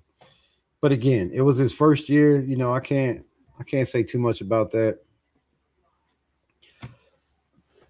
And the Pete Carroll thing. I mean, that's you're handcuffed right away with the Pete Carroll handcuffs, right? Name me free agents. Okay, I just did that. So there was a couple, but you're right, John Leon, not a lot. Spytek sold you Pete. I made the worst mistake in Super Bowl history. Carroll, Geno Smith hitting our cap at 19.5 million this year. Now Kubiak and Cousins, who own 11 mil if he makes the roster. That's a good take. That's a good take, my brother. I agree 100%. The Geno thing was the one bad move that Spytek made, right? The other bad move, I'm gonna say, was not firing or making Pete Carroll release his son, at least of the running game duties. And if that didn't work, then the offensive line. I think that was another big mistake. But other than that, Spytek, go back and watch the beginning of the live. I think you were about an hour late, but go back and watch the beginning. The draft picks that we talked about, the money that he got rid of in free agency. We went from having, 50, $60 million in cap space every year to having over $100 million since Spytek has been in the building. I think that's a huge improvement for us, a massive improvement. Exactly 2-year deals or 1-year deals. He had to fill spots and give opportunities to players to prove it. I get that 100%. He did have to fill holes, and then Pete Carroll did not give the right guys opportunity. He dumped a lot of draft. Mendoza, but Geno Smith and Kirk Cousins are 21 mil this year. That's a hell of a deal, though, if you think about it, my guy. We're not paying Kirk Cousins 21 mil. We're paying both of them together 21 mil. Kirk Cousins only get 1.7 mil from the Raiders, 10 million guaranteed. That's $12 million. And then we don't know what Fernando Mendoza's getting, but it's somewhere around 10. So $21 million to have a quarterback in Kirk Cousins that has the highest QBR or the highest percentage ratio throughout his career in the NFL. The guy that's threw for over 3,500 yards every single season. To me, that's one of the best moves Spytek has made. I think it even makes up a little bit for the Geno Smith deal, right? If you're looking at it that way. You take a guy that was making $32 million, like you said, is $19 million still on the books. And then you bring in a guy in Kirk Cousins who has got $30+ million everywhere he's went for many, many moons. And you get him to come in and you're only paying him 1.7 with 10 million guaranteed at the end of the season.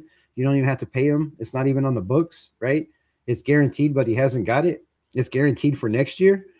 That's a steal. And I think the Spytek with Kirk Cousins deal makes up for a lot of the Geno mistake, in my opinion. Losing Jack a few years back was our biggest loss. We won't recover for it until we make that right. I think we made it right by bringing in Clint Kubiak.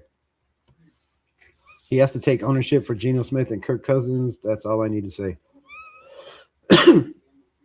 I agree with that. He does need to take ownership. Shout out for the memberships. I appreciate you or becoming a member. Appreciate you becoming a member. Hi today. And Spytek has, right? Spytek has come out and said, I made some mistakes. I let some guys go in free agency I should have. I signed some guys to some contracts I shouldn't have. And, it's time to make up for that. So Spytek could have did the wrong thing and brought Geno back this year and made him play for that $19 million owed, right? Instead, he did the right thing and said, adios. Adios, muchachos. JPJ is a pulling guard.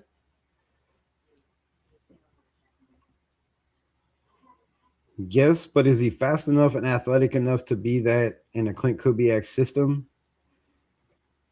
I don't know. I don't know if his athleticism, his, short legs and steps are enough, but we shall see. I'm rooting for JPJ, really. I am. You don't want to draft players in the second round because if JPJ doesn't make it, then Spytek looks really, really, really bad. I mean, not Spytek, but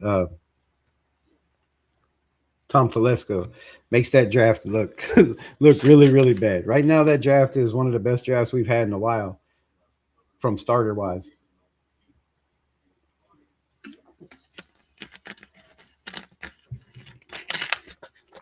But from what I've heard, like I told y'all, the little birdie in my ear, these guys, if they can't get it right, you only get so many chances in this system. They're only going to give you so many chances to make mistakes, and then you're going to be an example. And I love that. I love that. Doing what Spytek did, I think Spy Design he did. The best of knowing these picks out this year, transactions work. He's a genius. 100%. 100%. If this year, especially if this rebuild comes together, or not rebuild, whatever, this retool or revamp or whatever you want to call it, if it comes together like I think it's going to come together, like I feel in my gut that it's going to, be one of those quick turnarounds, because we spend a lot of money. We had a solid draft. We have a lot of young players that are going to contribute. And now we have 90 something players on the roster that we have to cut down to 54. And I feel like they have a lot of those guys in place, but I'm somewhere around 10 guys that could be battling for spots, and that's all the way down to UDFA. So I love that about this team for once. I didn't realize my membership expires. Sorry, Rebel. What? You let your membership expire? How dare you? That feeds my kids. No, I'm just kidding. My kids are grown. No, I appreciate you being a member, man. Shout out for the eagle. I like that little eagle. That shit's sick. Why can't I put those on the screen? Y'all see it in the chat, though? That's pretty cool. Appreciate that eagle. I like that. Freedom. We need Tom to be our John Lynch. We need Howie to be our Dan Campbell and Mike Ditka. Okay. I would love Howie Long to come in and coach or to be, a general manager, but he doesn't want that. He's said a million times, kind of like my guy Lincoln Kennedy, right? He just doesn't want that pressure. He doesn't want to be involved in that. He served his time for the Shield, and he's on to bigger and better things. But Howie Long is, when people always ask me who's my favorite Raider, I always say I don't really have one. I'm a Raiders fan. But growing up, when I was younger, it was Howie Long. It was, I was born in 1975. Howie Long wore 75. Always kind of been the dude I looked up to, right? A sack machine, a guy that didn't talk a lot of shit, was calm, cool, and collective, never got riled up. But when it came to the grass, he was one of the meanest dudes out there. And yes, it would be great if he would be in a building helping out in the coaching staff. I would love it. Mike Ditka won a Super Bowl with Jim McMahon. Howie Howie Long will win with AOC now Mendoza next year.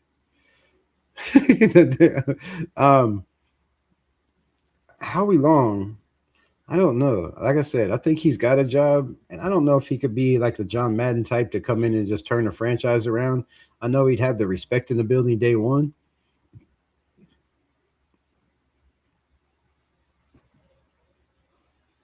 I think we're on Plan B. We had a plan. We thought we got rid of Max, and now we came back and changed the plan. Second, first round from the Ravens, and the money we're paying Max now messed us up. I agree 100%, my brother, 100%, and that's all facts. That's all facts. No matter who you want to talk to, right? If you know people in the building, if you know people that know people in the building, if you have contacts with people that you can text and ask questions to, or if you just follow X and follow the Raiders on every beat writer, they all say the same thing. They all say the same thing, right? Max Crosby was the reason it was a rebuild. Max Crosby coming back, not having two picks in the first round, made it not a rebuild. They could have went and got their quarterback and tackle. They could have went and got their quarterback and wide receiver of the future. They could have went and got their replacement for Max Crosby. There was a lot of them in the first round of this year's draft, right? And all those plans changed when the Ravens didn't want Max. And that's another thing you have to look about with John Spytek, right? I feel like he did the right thing. Max wanted out. He didn't want to be here. He wanted to play for a contender. So John Spytek made sure, and Mark Davis made sure that they gave Max Crosby what he wanted. They tried to trade him. It just didn't work out. Didn't work out. But you got to give Spytek credit for having balls enough to be like, okay, I know this is going to hurt to lose Max Crosby, the face of the franchise, the motor of the locker room, the motor on the field, right? The captain, the guy that everybody follows, believes in, and listens to. It's going to be hard to replace that. But John Spytek had the balls enough to say, you know what? Adios, adios. I believe in myself enough to know that I can make the right decisions and still turn this thing around. And now that he's back, it might just be turned around faster. Kirk Cousins is a beast. I'm, you know, I've liked Kirk Cousins his whole career. I just don't like him now that he's a Raider.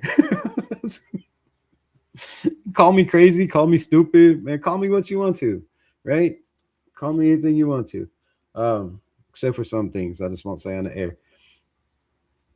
Then we might have a problem. But I've always liked Kirk Cousins, man. I like the way he carries himself. I'm all about talking shit to somebody, right? I'm all about being that dude that's gonna ruffle people's feathers if y'all don't know already, right? I'm all about that. I love that about Kirk Cousins. Just don't love the fact that you're 2 years removed off an Achilles injury. I don't love the fact that you're 38 years old.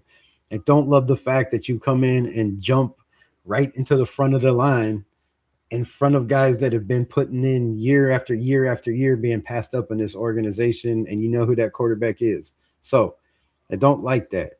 But I do know that if Kirk Cousins is healthy and he gets his opportunity with a Clint Kubiak running the show, they're going to put Kurt in the best positions. And you know damn well, unless his time is done, he's going to go out and win and give it everything he's got. and it's and with his eyes closed, it should be better than Geno, right?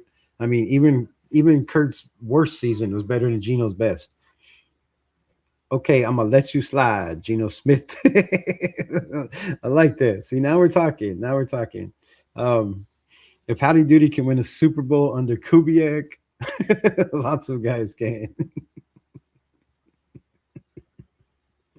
Did you call Sam Darnold Howdy Doody? Is that who you're talking about? Sammy D? That's funny shit, my guy. Yes, Ironhead Hayward. And if y'all don't know who that is, do yourself a favor and blend yourself in to the history of the NFL and go look at past film of what it used to be like, right? Of what guys used to be able to be like and used to be able to do. And go back while you're at it and watch guys like John Ritchie right? A guy that bled every single football game because he just led with his head and it smashed into right here. And he had um, a scar that just kept getting picked over and over and over and over again. The bloody machine, right? So, yeah, Ironhead is going to make a difference. Am I that far behind in this chat? I'm never going to get the hell out of here. Marvin Hubbard, Alex Ingold as well. There we go. Good frick realistic Raider fans, non-existent, and buying 100% of the garbage they've been selling for 25 years. And, you know, I'm going to agree with you. I'm going to agree with you, but I'm part of that, man. I'm part of that. I bleed silver and black. I bleed silver and I rock black everywhere you see me, right? I can't ever look at this team and be like, okay, we're just going to be trash again. What fun would that be, right? What fun would that be? I could never look at my kids playing sports and be like, oh my God, you suck so bad. Like, you can't hit that ball. Don't swing at it, right? The ball's in the air. Run from it. You can't catch it. Like, come on, man. What are we doing here, right? I'm going to root for this team no matter what. So, yes, I buy into the garbage, but I also see through the garbage and I know when to set myself, hold myself back from setting myself up for failure, if that makes any sense, right?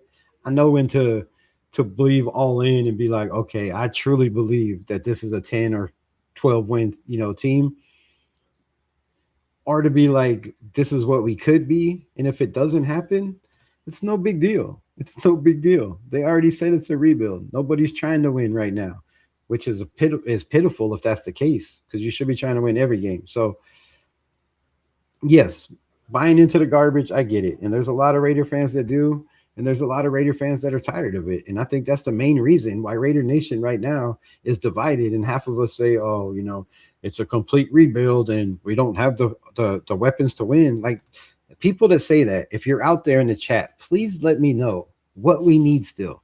What do we need still? What do we need to win? What do we need for you to think that we can compete in the AFC West or in the NFC West or in any of the games that we have to play? What are we missing? Because looking at the way camps went and the roster, I don't see a lot of holes. I don't see a lot of depth holes. I see a lot of guys that were starters last year moving back to a depth position. That's a good sign, right? It's a damn good sign. Sorry, I was thinking Alex Smith, not Cousins. That's all right. Zach Crockett. There you go. There you go. I don't know why I couldn't think of Zach Crockett. I should have just thought of Miami Vice, and then I would have thought about Crockett.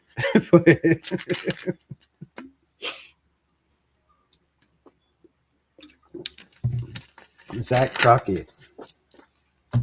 Yes, yes. See, my guy knows his history. When the Raiders have a fullback, look at their record. Just go back and look at their record when they have fullbacks, when they have running games. Matter of fact, go back and look at Aiden O'Connell's record when he has a running game. 7-1. Should be 8-0. Says a lot about this team. I got no complaints about Spytek. I don't know why I couldn't read that. Nice to hear. Nice to hear. Yeah, I have a couple, but you should have some questions about, some of the things he did. But if you have no questions, I mean, that's a damn good sign, right? Because it's not too many times where you're like, I'm good. Just let the man cook, right? Let the chef do his thing. Throw in the ingredients, mix it all in a pot, bake that shit, and hope that we can eat it, right? Agreed. That's why we were shitty. Facts. Julian Edelman, 5'6", a dog, an absolute dog. Man, these questions are going to take forever. We should never be good with wide receiver. Wait, we should never be cool with good wide receiver potential coming in if we want Genty to thrive. I get that 100%. But I think we're overlooking the fact that we have a great blocking wide receiver in Jack Besh. We have one that's willing to do it in Jalen Naylor. We also have a 5'8" Mighty Mouse who is a hell of a blocker. for being a 4-3 guy and Trey Tucker, right? Then you have Michael Mayer, Brock Bowers, Carter Runyon, even Cedric Jackson blocks well. You know, maybe we'll do some game film if I could find any plays of him blocking, but it'd have to be preseason, right? Because most of the time he's running routes and catching the ball when he's out there.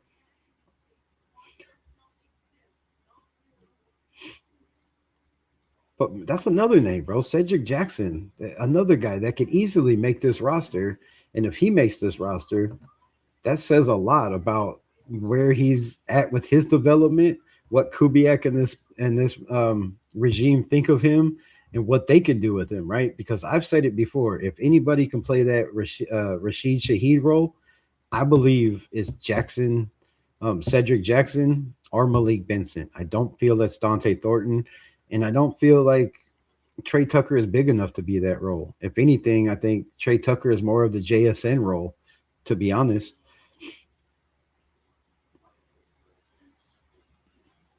But you really have to go off potential, right? Because what else do we have to go off of? We know what Trey Tucker can do, but we don't know what he can do in a great offensive system, and we're about to find out. We know a little bit about Jack Best. We've seen what he did in college. We've seen what he did with the opportunities he got. 20 catches on 29 targets. That's a hell of a percentage, bro. That's a hell of a percentage, right? So, but if you look at any other team, unless that those wide receivers were on the team the year before, or they were a big name wide receiver like a Stephon Diggs or a Tyreek Hill that goes to another team, you really don't know what you have, right? You don't know what you have in Jalen Naylor being a number one. There could be a possibility that Jalen Naylor was being slept on the whole time in Minnesota. There's also that possibility that look at who was throwing Jalen Naylor the ball. He had a damn good year with Sam Darnold. The following year with JJ McCarthy. Um, who else did they have?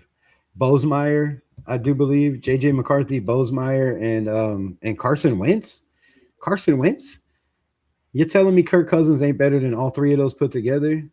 Then I want some of what you're smoking, bro. You know what I mean? Quarterback play makes a huge difference. Trey Taylor, I mean, I don't keep calling him Trey Taylor. Trey Tucker had almost 700 yards last year on 56 catches with Geno Smith throwing him the ball and Kenny Pickett. Imagine what he could do with a guy that's accurate, has been accurate through his career, has the highest quarterback rating for a career. I think that says a lot of what this team can do. Devontae Smith for what? What they trading for? A lot. Drafting through reactions, etc. Just to get good receivers in the building. Definitely need good receivers in the building. Seattle ranks fifth in the NFL in yards per passing attempt. They weren't dink and dunk.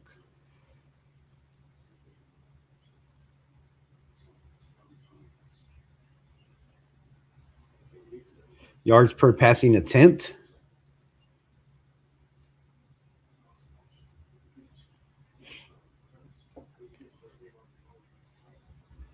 All right.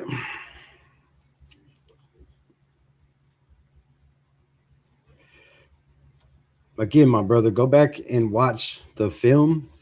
A lot of those plays, a lot of those yards from JSN were yak yards. A lot of those plays, a lot of those yards from Rashid Shaheed were yak yards. Cooper Cup, a lot of yak yards.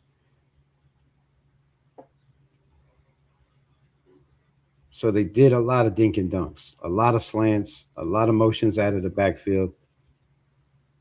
You know, Geno Smith, Kirk Cousins, Jeff Hostetler, Marcus Mariota, two out so, but Kerry Collins, Devontae Adams, Jimmy Garoppolo, and on and on. What about those guys?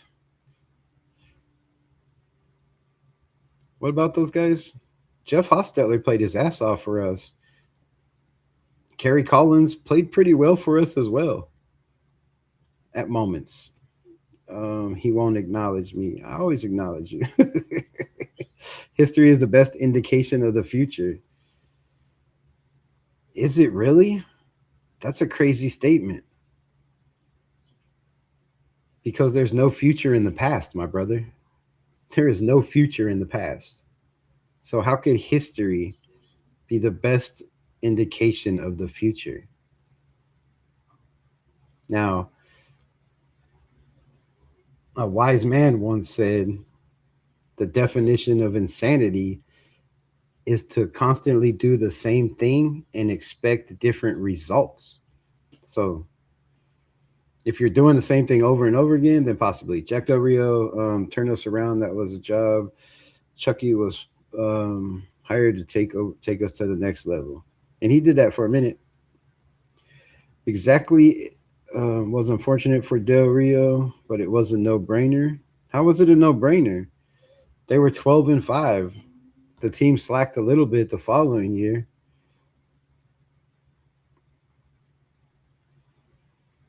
That was, I don't know what that was from. Shout out for the Flow State. Shout out for the $2 slapper Rizzle Manizzle. Appreciate you, Raiders at best 8-8. Um, they would need one more game unless they tied. So there would be 9-8 or 8-9, and I'm ecstatic with either one of those. If you're telling me my Raiders are 8-9 or 9-8 and could possibly be one game away from competing in a wild card or maybe even playing in a wild card, we all know the Raiders' history of what happens when we make it to wild card rounds. I believe 2 of our Super Bowls were making it in wild card, right? The first team in the history of the NFL to win a Super Bowl from a wild card. So wild card bodes well for us. I'll take that all day. That's why it's always feels what? That's the way it always feels to me. Shout out. All or nothing. I'm down for that too. The Vikings will be better than the Raiders. Oh, come on. Now you want to put money on that? You want to put money on that, Troy? Better than the Raiders? With Kyler Murray? Are we being for real here? Are you just playing? You just trolling, right? You just trolling, my dog. Come on. Come on. You just trolling. Okay, you're young. Absolutely refuse recent history. Look at the quarterbacks after Gain until today. Tell me Kirk Cousins is different. Kirk Cousins is way different, bro. And how am I young? I'm probably older than you are. I'm going on 52 years old. I was born in 1975. I know a lot of Raider history. This is the only team I followed my whole entire life. The shit's tatted on my arm, right? I wouldn't do that if I was a halfway fan or didn't, follow this team to the death, spend way too much money on this team, right? So I don't know, I would love to be young, but I know my Raiders history, and I can tell you right now that Kirk Cousins on a bad day is better than Rich Gannon on his best day, right? Nothing against Rich Gannon. He played some damn good football. But he had 2 good years, and they were with the Las Vegas Raiders. He was okay in Kansas City, right? As a backup. But that just leads to my point with Kirk Cousins and Clint Kubiak. Rich Gannon took us to a Super Bowl because he got with a great offensive mind in John Gruden. He got with a guy that knows how to put his quarterback in the best positions to win and to get a quarterback that knows how to put his players in the best position to win and to run an offense. That's exactly what Clint Kubiak went and did. He went and got a veteran quarterback that knows his system, that's played his best football of his career in his system, and now it's a revamped system that's even better that, just came off a Super Bowl win, right? So that's exactly what Kirk Cousins went and did, or Clint Kubiak went and did. The same thing John Gruden did. Now, is it going to result in Super Bowl wins or Super Bowl appearances or playoffs in the second year? I mean, that remains to be seen, my brother. Spytek could put a better team together that year. He definitely could have put a better team together. I agree with that. The first year for Spytek was rough. The draft is still questionable. This draft is still questionable until they actually get burned to see what they did or what they do. It's hard to put anything out on the draft, but looking at free agency, looking at the quarterbacks and the money we paid for Geno and the fact that we gave up a 3rd-round pick for Geno Smith when we could have had all these quarterbacks that I named on this list that I would have took any one, any day, And I said at the time, before we got Geno, just let Aiden O'Connell play, man.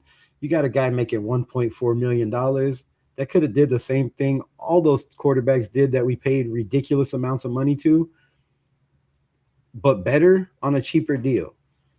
And, bad decisions, bad coaching decisions, not playing the right quarterbacks makes your team go out and spend money year after year after year on positions that they could have just had one guy playing and could have spent that money on better offensive linemen, better wide receivers, and this team could already rebuilt, and we still could have went out and got a quarterback if Aiden O'Connell is trash, like a lot of people seem to think, right?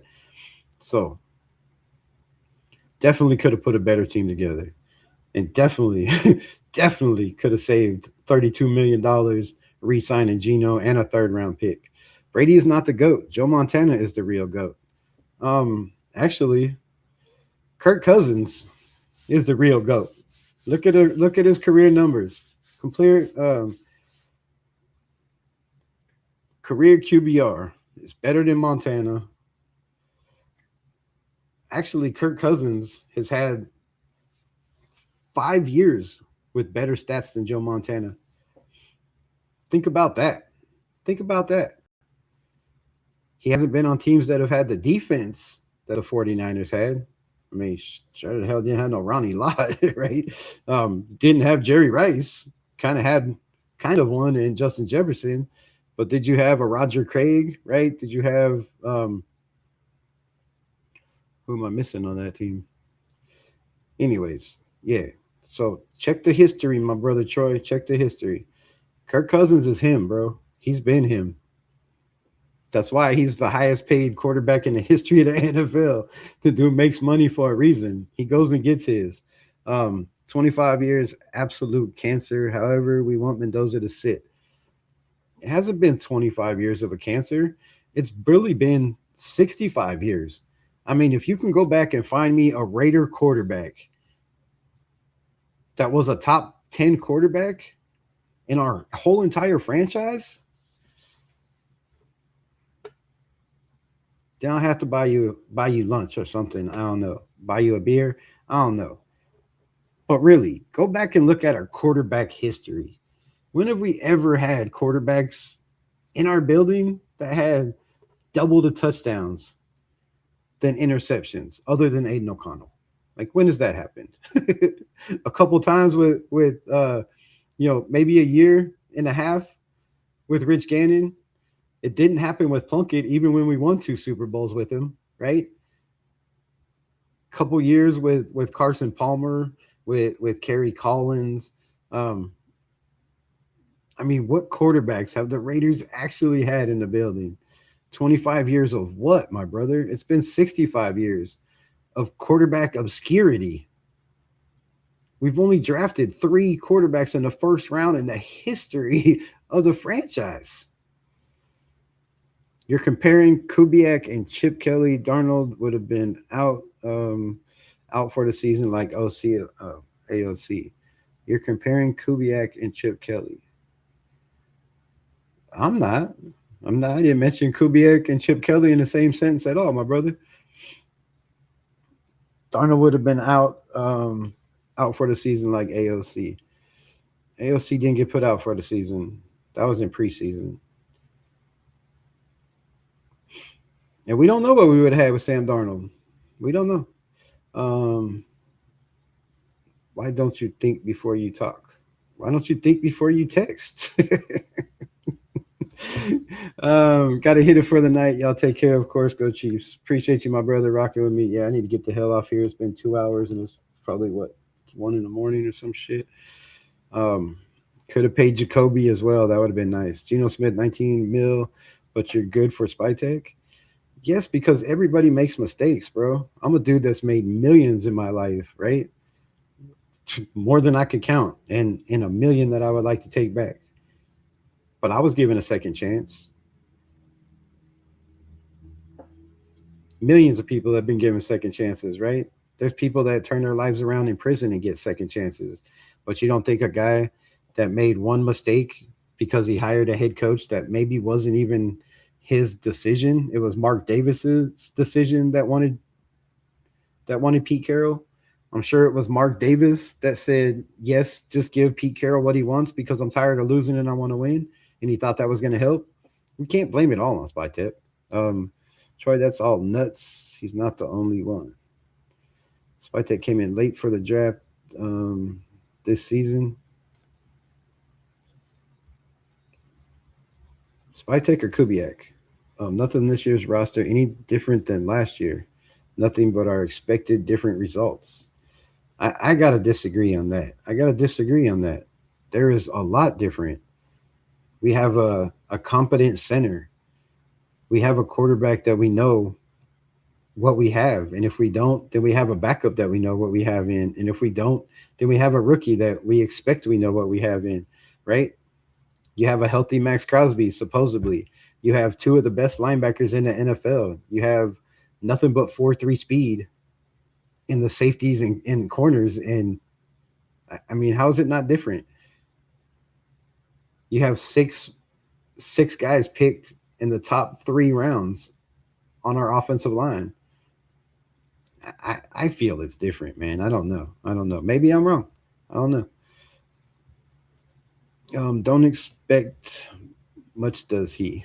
What are you, Yoda? He's like, I'm not ignoring you, bro. I just don't have time to read all these comments. You type too fast. He's ignoring me because he don't like because I don't like black quarterbacks cast. Make too much sense. Spytek never had a chance to hire that person, clean the Death Star's toilets after Pete Carroll. Have you been drinking, my friend? Y'all crazy as hell. All right. Captain Lou or Captain Raff in the building. I almost called you Captain Lou Albano. That's been funny as hell. Spytek is beyond laughable. It's very simple to show NFL owners can destroy teams. If a Super Bowl team, you got to go back and do your history. You can't come on here and keep saying these outlandish ass takes if you don't know what you're talking about. Spytek has been in the building in Philadelphia. They won a Super Bowl. He went to Tampa Bay, brought in Tom Brady. They won a Super Bowl. He was also in the building when the Broncos won a Super Bowl. He's been on staffs on 3 different Super Bowl winning teams. You can't tell me this dude don't know what the hell he's doing. That's a crazy take. Just because of Geno and Pete Carroll? Now, he's made some mistakes, yes. But to say he's trash and he doesn't know what he's doing is crazy. Now, again, we talked about it earlier. If this draft doesn't play, right, and you get guys that are a bust in this draft and guys from last year's draft that don't play, because we talked about it at the beginning, right? Tom Telesco's first draft, 3 starters.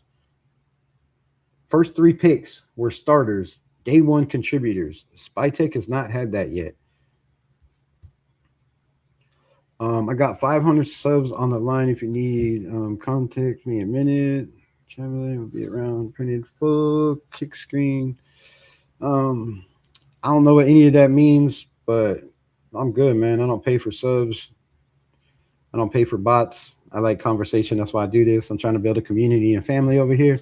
So I don't need a bunch of bots. Hey, homie, read all the veteran quarterbacks, Rich Gannon from 2001 to 2006, and tell me Kirk Cousins is any different. I did.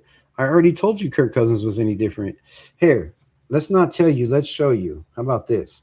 Because maybe some people just need to be shown things, right? Let's see. Let's see here. Make this as easy as possible for you, my guy. You would like to know how Kirk Cousins is any different than any of the quarterbacks that we've signed in the last 25 years?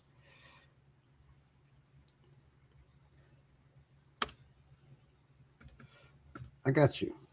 I got you. I got you. I got you. I got you. Oh, I got you. All right. This is how it's different, my brother. This is how it bees different. Right? Oh, shit. What'd I do? Let me open this up. Let me get 2 screens in the building. Pull this up. All right. Here we go.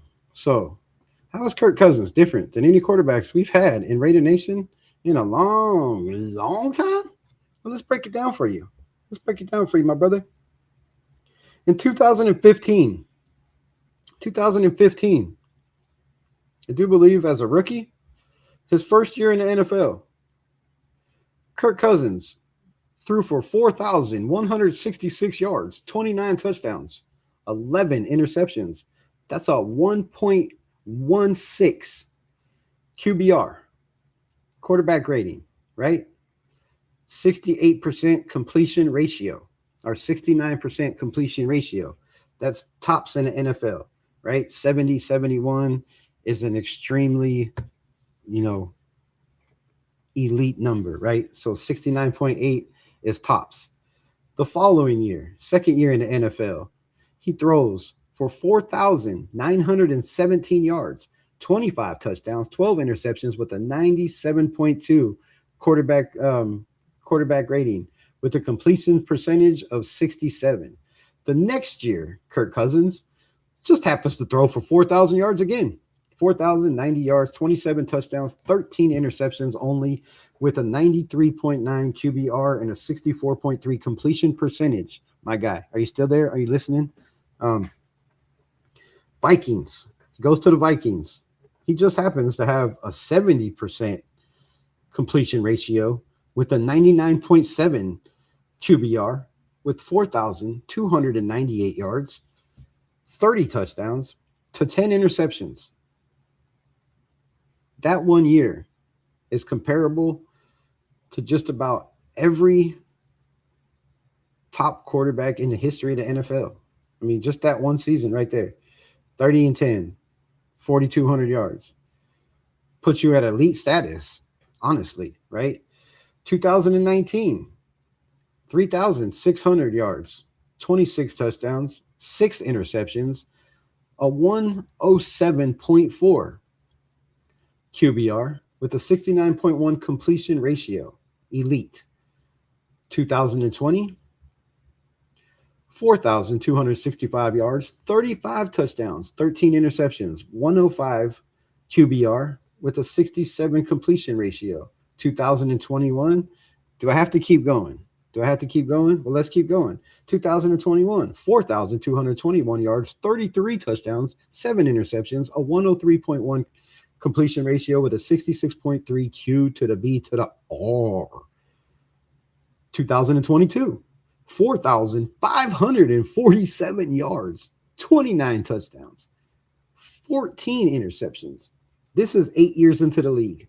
92.5 completion percent or QBR with a 65.9. Still tops in the league. QBR.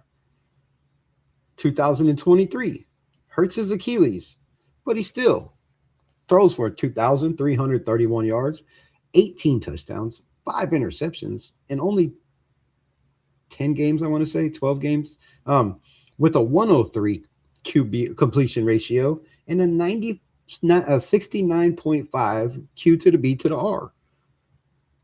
The Falcons coming off the injury, 1 year removed, 3,508 yards. Now, this is where it gets complicated. He's coming off an Achilles. I believe it's the same leg that he plants with, the same leg that he hitches up. If you don't know what a hitch up is, it means when you get in your drop, you plant your back foot and you take one step up. Search, throw the ball, right? That is going to be a problem for a quarterback. He had 18 touchdowns, 16 interceptions, a Geno Smith type year. But that is one out of 1, 2, 3, 4, 5, 6, 7, 8, 9, 10, 11 seasons. Out of 11 seasons, he had 1 year where he didn't double his touchdowns, 2 interceptions. Was still had an 88.6 completion ratio with a 66.9 QBR. Last year, he only played in 5 or 6 games. He had 10 touchdowns, 5 interceptions, 1,721 yards with an 84.8 completion ratio or QBR and a 61.7. So 2 years removed. Kirk Cousins in his career has had 2 bad seasons. In those 2 bad seasons, coming off the Achilles, right? He had damn good players around him, but he still made do. 10 touchdowns, 5 interceptions is nothing to laugh at when you only played 6 or 7 games or 10 games or whatever he played, right? So that is exactly how Kirk Cousins is different than every quarterback we've signed. Now, let's just put this in perspective because I don't like to talk about it. I likes to be about it. So, Rich to the Gannon.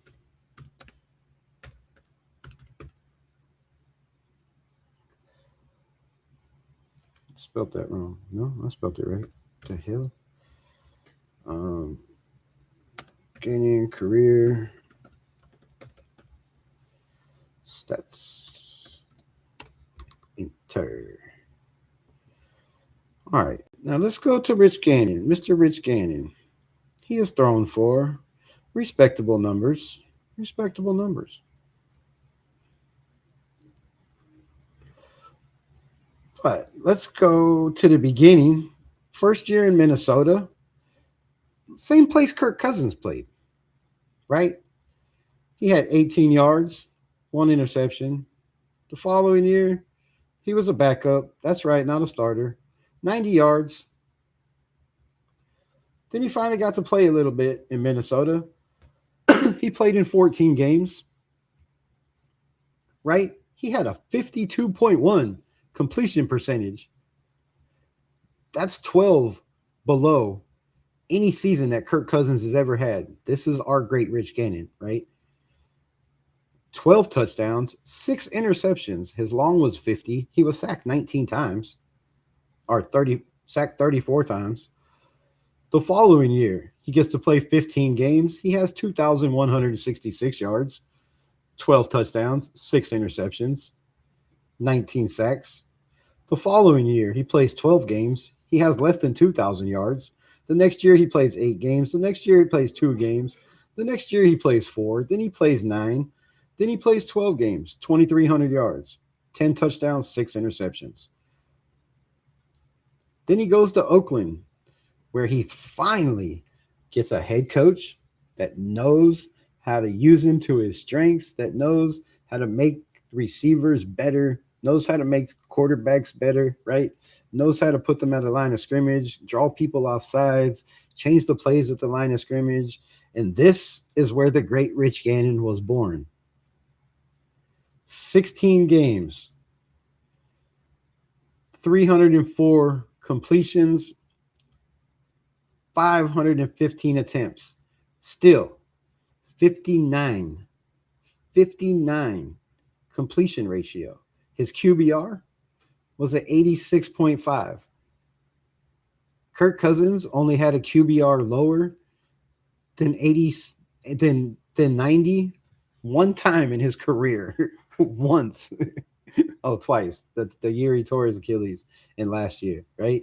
The second year in Oakland, he threw for 3,840 yards. His average was 7.5. The following year, Rich Gannon, 16 games, 473 attempts, 285 completions, 60% completion ratio. QBR is a 92.4 with 3,430 yards. The following year, the best year, he has a 65.8 completion ratio, a 95 QBR, and he throws for 27 touchdowns, 9 interceptions. The year before that, 28 touchdowns, 11 interceptions. The year before that, 24 touchdowns, 14 interceptions. The best years of Rich Gannon were under John Gruden. The best years for Kirk Cousins are before he's even got in the building with Kirk Cousins, but some of his best years were with Kirk Cousins, right? Now, the best year that Rich Gannon ever had, 26 touchdowns, 10 interceptions, 66.6 completion ratio with a 97.3 QBR. That was the year we went to the Super Bowl. The very next year, He played 7 games. The following year, he played 3 games. Rich Gannon, you're saying because he took us to a Super Bowl was the greatest thing since sliced bread on our team. But I don't think you know your history, my brother, and no disrespect. But these are all numbers and facts of why Kirk Cousins, on his worst years, were better than Rich Gannon's almost whole entire season. And that's not a knock on Rich Gannon. That's a player like Aiden O'Connell being in the wrong systems, getting hurt at the wrong times, not being able to stay healthy and be out there, and not having consistency in your coaching staff, in your offensive coaching, 2 coaches every year. This is what happens, right? But when coaches or when players, Rich Gannon is, and I've said this a million times, Jim Plunkett and Rich Gannon are every reason in the world why Raider Nation should be going, okay, we might actually have something here. Our best years were when you got a great offensive mind and you brought in great quarterbacks. You know what I'm saying? You are right, Lou. Raiders are 8-8. Doppelganger, this chat room is where hope comes to die. So, come on, man. Don't do me like that, brother. We're trying to keep hope alive. They won't, and it's not just Unleashed. It's the whole nation. They're buying Cousins like you, bro. I'm not buying Cousins. I just gave you proof of why we should feel like this is the best quarterback we've had in the building ever. I mean, to be completely honest, Kirk Cousins is the best quarterback we have ever had in the building, number-wise. And it's not even close. You can go back and look at Kenny Stabler and shit. Matter of fact, let's not talk about it. Let's be about it, right? Let's be about it. Who is your greatest quarterback in Raiders history? Let me know. Let me know.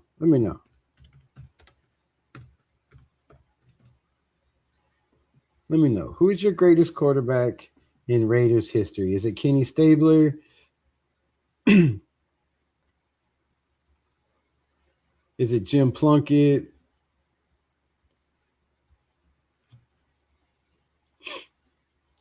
Let's go back and look at these numbers, right? From the great Kenny Stabler. Kenny the Snake, the greatest quarterback in Raiders history, right? Let's look at it. 1984. Oh, let's go back to the beginning. Right? Why does it say Las Vegas Raiders? That's funny. Hold up. I got to pull this back up for y'all. Oh, wait, I could do it this way, right? I think it's the same one.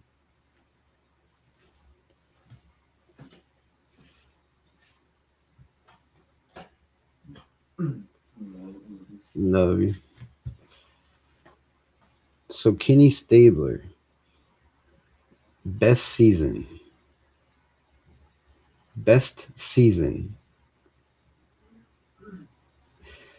was right here.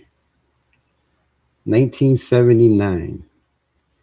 He threw for 457 attempts, 293 completions, a 64.1 completion percentage with 3,615 yards.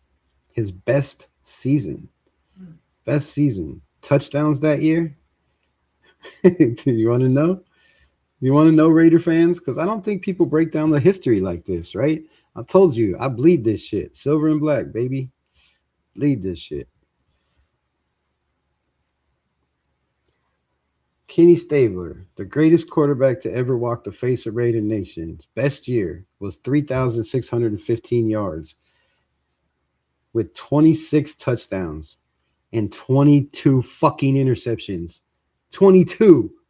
Flipping, sorry, excuse my language. 22 interceptions. That was the best year. The best year of Kenny Stabler. He had an okay year where he had 26 touchdowns, 12 interceptions, 2,469 yards. That's an Aiden O'Connell type season. We haven't had quarterbacks in the history of Raider Nation. There's a reason. this franchise is in the dumps. There's a reason this franchise has not won shit in 40 years. And it's not because of all the staff. It's not because of the players in the building. It's not because of Derek Carr. It's not because of hiring Devontae Adams, right? It's none of that.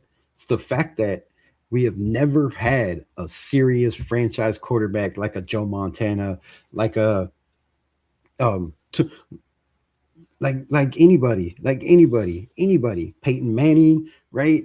Kirk Cousins is the closest thing Raider Nation has ever had to a great, consistent quarterback. As much as I hate to say it, right? As much as I hate to say it, the numbers don't lie. We have the best quarterback that we have ever had in the building. Now, granted, he's 38 years old, but damn it, Rich Gannon wasn't a spring chicken when he came to the Raiders either, right? Jim Plunkett was not a spring chicken when he came to the Raiders either. So, all I'm saying is if we're going to come up here and act like I don't listen to people and I'm biased and I'm not hearing what y'all saying, the facts are right here on the screen. I think we have the best offense in Raider Nation history. I wouldn't disagree with that. I mean, it's hard to beat the Tim Brown and the Jerry Rice years, right? That was a nasty, nasty year, right? It's hard to beat. Shit, it's even hard to beat the years where Jim Plunkett won the Super Bowl, right? Those were some damn good teams. But looking at, you know, a Bo Marcus type running back and Ashton Genty, yes, I said it, right? Looking at Kirk Cousins being the best quarterback we've possibly ever had in this damn building. Brock Bowers, the best tight end possibly we've ever had in the building. I mean, yeah, it very well could be. It very well could be. Now we got to put it all together. It's absolutely a 25-year important to me. What? Cut Cousins before he gets the 10 mil bonus. Um, that 10 mil bonus is already guaranteed, bro. And again, if Kirk Cousins goes out there and plays 10 games and he goes 6-4 or 4-6 or 5-5 for paying him $1.7 million, it's a win. Either way you slice it, and Spytek is a genius. We need a mobile athletic quarterback. Mendoza is good, but I don't think he's going to be a quarterback that takes us to the Super Bowl. We just need two solid wide receivers. To add to what we have, our defense will eat this season. I like it pretty much everything you said, right? But if you're looking me to cradle all these comments, I can't do it. Like, I know Mendoza has enough mobility to be just fine in the NFL.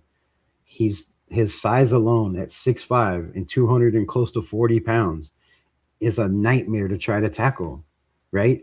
He's going to be physical. He knows when to run, right? He's not just going to run because he gets scared in the pocket or, a deer in the headlights, which we've seen in college. But I believe that's why he's not starting day one. They're trying to get rid of all these weaknesses. But I feel we have to go through free agency through spring training, through camp, in the preseason, and see what we have in the receivers in the building before we go crazy and get anybody. Get a couple young offensive linemen for 10 mil. We have that. We have JPJ. We have Charles Grant. We have Caleb Rogers. We have Trey Zune. All these guys are second and third round picks. We have more second, third, and first round picks on our offensive line than any team in the NFL, except for two, I think. And we're still above them. I think we have the best offense. I like that. Dump Max if we can get a first rounder. They tried to dump Max. See, you don't like Spytek, but he tried to do the one thing that you want him to do and get rid of Max and get us a first round pick. It wasn't his fault. It backfired. Genty will kill this season. Spytek did good this offseason. Kubiak will do what Ben Johnson has done and turn the team around. I love this comment. And that's what I'm banking on, right? I'm looking at Clint Kubiak and saying he did more as an offensive coordinator than Ben Johnson ever did. Yes, Ben Johnson took the Lions to the playoffs, but you look at the roster and how much they were paid compared to what Seattle's roster offensively was paid when Clint Kubiak took them to the Super Bowl. It's a huge difference. So I believe Clint Kubiak could be better than Ben Johnson as a head coach. And I really feel like he was a better offensive coordinator, right? I mean, just look at the numbers. You can go back and compare them. LaMonica and Tim Brown, Plunkett and Jack Tatum, Fred Biletnikoff, calm down. We got Devontae Adams, Jimmy Garoppolo. Fast forward, we got Kirk Cousins and Beck. I hear you, my brother. I hear you. But we can't change the history. You can't bring Tim Brown back. Like, you want to talk about LaMonica? Let's pull those stats up too, because this is one I love to do. This is the one. This is one of my favorites right here. And I hate doing this to my Raider peoples, because I'm a big Daryl LaMonica fan, just like everybody was.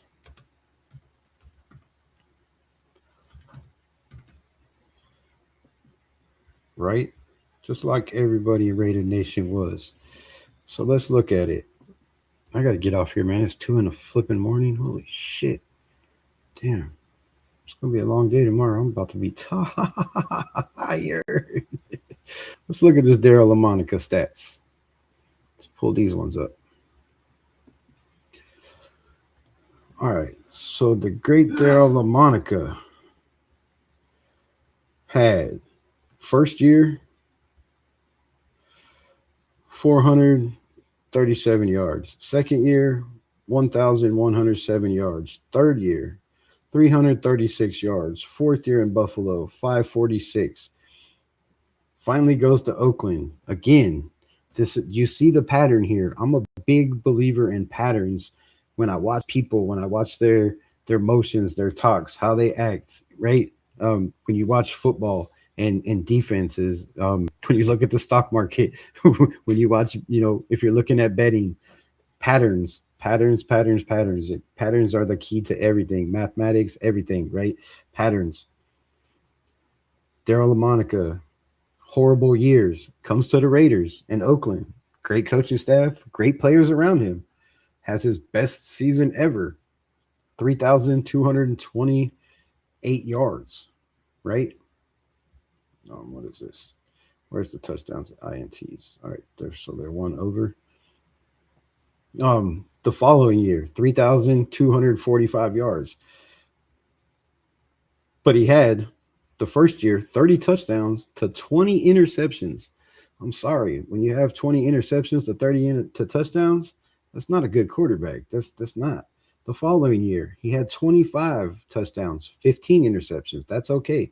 3,245 yards with a 49.5 QBR. That's lower than Aiden O'Connell. The next year, 3,302 yards, right? 34 touchdowns, but he had 25 interceptions. 25. The next year, played 14 games, 2,516 yards, 22 touchdowns, 15 interceptions. That was his best year as a Raider. Best year. Completion ratio or completion percentage, 50.3. QBR, 76.5. Those numbers aren't even better than Aiden O'Connell. Like, it's not. That's his best years. You see the numbers, they're on the screen, right? Now, Tim Brown, I can't say nothing about Timmy B. But come on, man. Let's not keep doing this. Let's not keep doing this. Because this is just looking bad constantly. Nope, Plunkett has 2 rings. No, Plunkett does not have 2 rings. He won 2 Super Bowls. But those 21 players around him also have 2 rings, and all the backups that contributed. Jim Plunkett didn't go out and win 2 Super Bowls. Jim Plunkett had a great team around him, a great running game, very good offensive line, weapons galore to throw the ball to, and the nastiest defense in the NFL.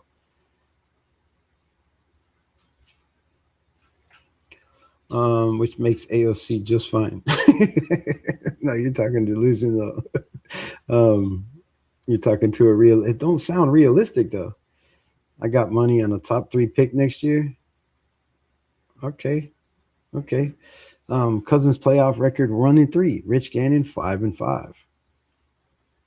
And a Super Bowl appearance. You're destroying your channels single-handedly by saying Cousins is better than Gannon. Bro, if you do you see me worried about destroying my channel or what people think? There's been 16 people in here watching for the last hour and a half, bro. Right? Everybody's commenting. They got their own takes. The numbers don't lie. Just because Rich Gannon had better teams around him, maybe better coaching.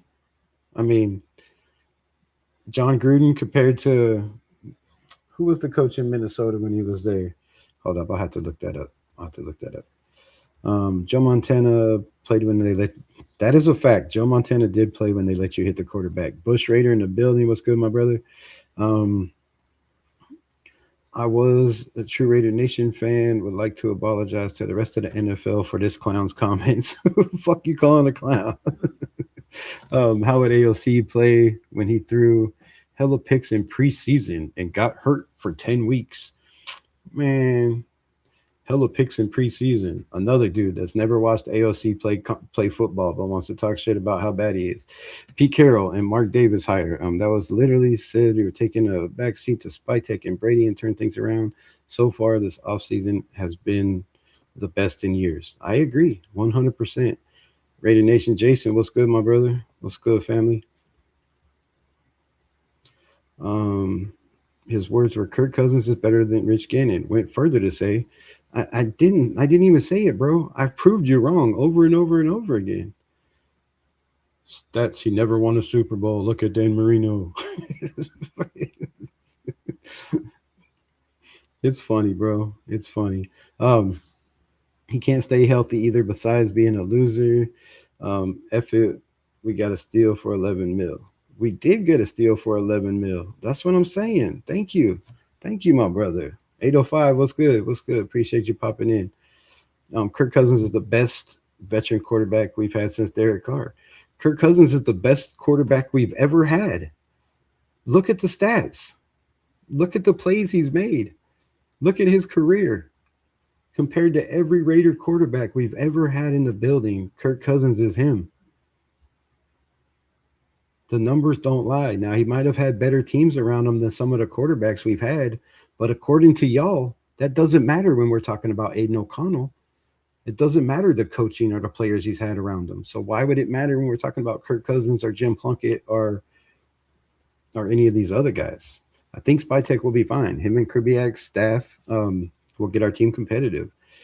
Derek Carr was better than Rich Gannon. Gannon just had a better roster and better coaching and a better ran organization. That is 100% facts to me. That is my belief. I feel like Derek Carr was better than Rich Gannon throughout his whole career. He definitely never had a Tim Brown.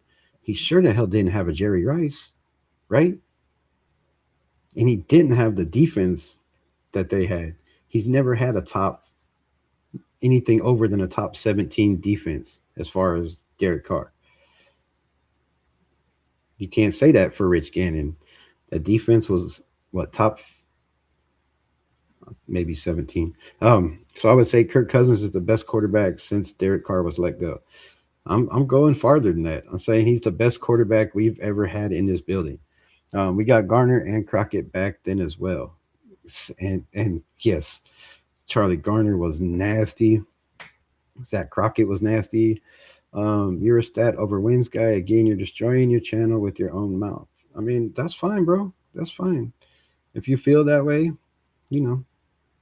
I can't change the way you feel. But a stat guy over wins guys, that's not what we're talking about. You said you didn't bring up wins or Super Bowls. You said Kirk Cousins is the worst quarterback that we've had since Derek Carr. You said he was just a worst quarterback, another bad quarterback that we've had since Rich Gannon. And those statements aren't facts. Now, you can keep talking about how I'm going to lose credibility on my channel and moving the goalpost, but I'm gonna keep kicking. I'm gonna keep kicking no matter how far you move that shit. Plus Chucky as a head coach in his prime, right? Right. Sliced bread question. I said 25 years. What's the difference between Kirk Cousins and every quarterback we've had since Rich Gannon? I've already went through that. I'm way behind on these chats. I'm just gonna blow through this. If I don't get to your comments, I'm sorry, but it is late as hell, and I can't prove my point any more than I have. I think I've more than demonstrated my case. Rich Gannon was a product of good coaching and a good roster. He was a journeyman, and you can say the same thing about a lot of quarterbacks, right? Brad Johnson, Trent Dilfer, Jim Plunkett, right? You can say same thing about a lot of these quarterbacks, but people say those and then they backtrack and move the goalpost when you're talking about Aiden O'Connell. Oh, well, it has nothing to do with his roster, has nothing to do with the offensive line, but it is what it is. You're seriously fucked. That Super Bowl was such a disaster with Callahan. Yes, Alec M was good, my brother. It was nasty. Raiders quarterback Derek Carr broke the team's most notable. All right, man. I appreciate all y'all comments. I love every single one of y'all. If I missed your comments, I'm sorry. We had 16 pop watching me destroy you with facts. What?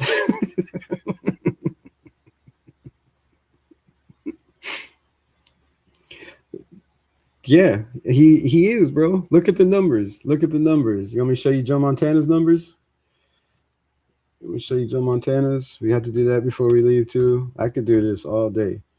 I'm very confident in what I'm saying, my brother. I wouldn't be sitting here arguing with you if I wasn't.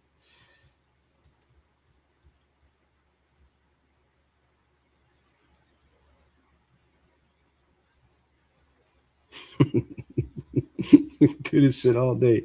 I love it. I love it. And I don't even care if I'm right or wrong. I just gotta let y'all make the choice, right? All right, let's go to the great Joe Montana. And let's just look through this really quick, right? It took him 3 years in the NFL before he threw for 3,553 yards. Kirk Cousins threw for 4,000 yards in his first 3 seasons. The following year, he threw for 2,600 with 19 touchdowns, 12 interceptions. Not a very good ratio.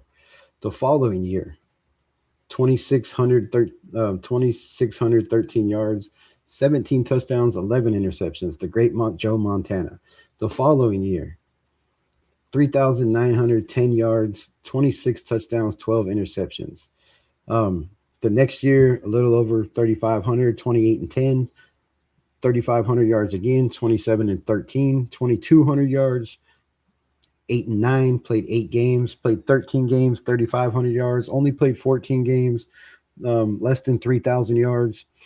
His best year, touchdown to interception ratio for Joe Montana was 31 and 13 with 3,000 yards, a 66.6 completion ratio with a 102 QBR. Kirk Cousins has had over a 100 QBR 7 times in his career. He has thrown for over 4,000 yards, way more than Joe Montana ever did. Now, if you're going by numbers, if you're going by stats, if you're going by next-gen stats, if you're going by completion ratio, if you're going by QBR, if you're going by attempts, completions, all I got to say is Kirk Cousins is him. Shout out to the 17 people in the building, man. I appreciate y'all. If you're not subscribed to the channel, well, damn, what are you waiting for? Subscribe to the channel. I love y'all. Appreciate everybody and your takes. Appreciate the comments. Appreciate the bitter back and forth. And the NFL Super Bowl teams that had top 10 defenses and top 10 defenses are better. 100%. 100%. Cousins is better than Montana. He's doing it again. You heard me. You heard me. I'm going to continue to say it.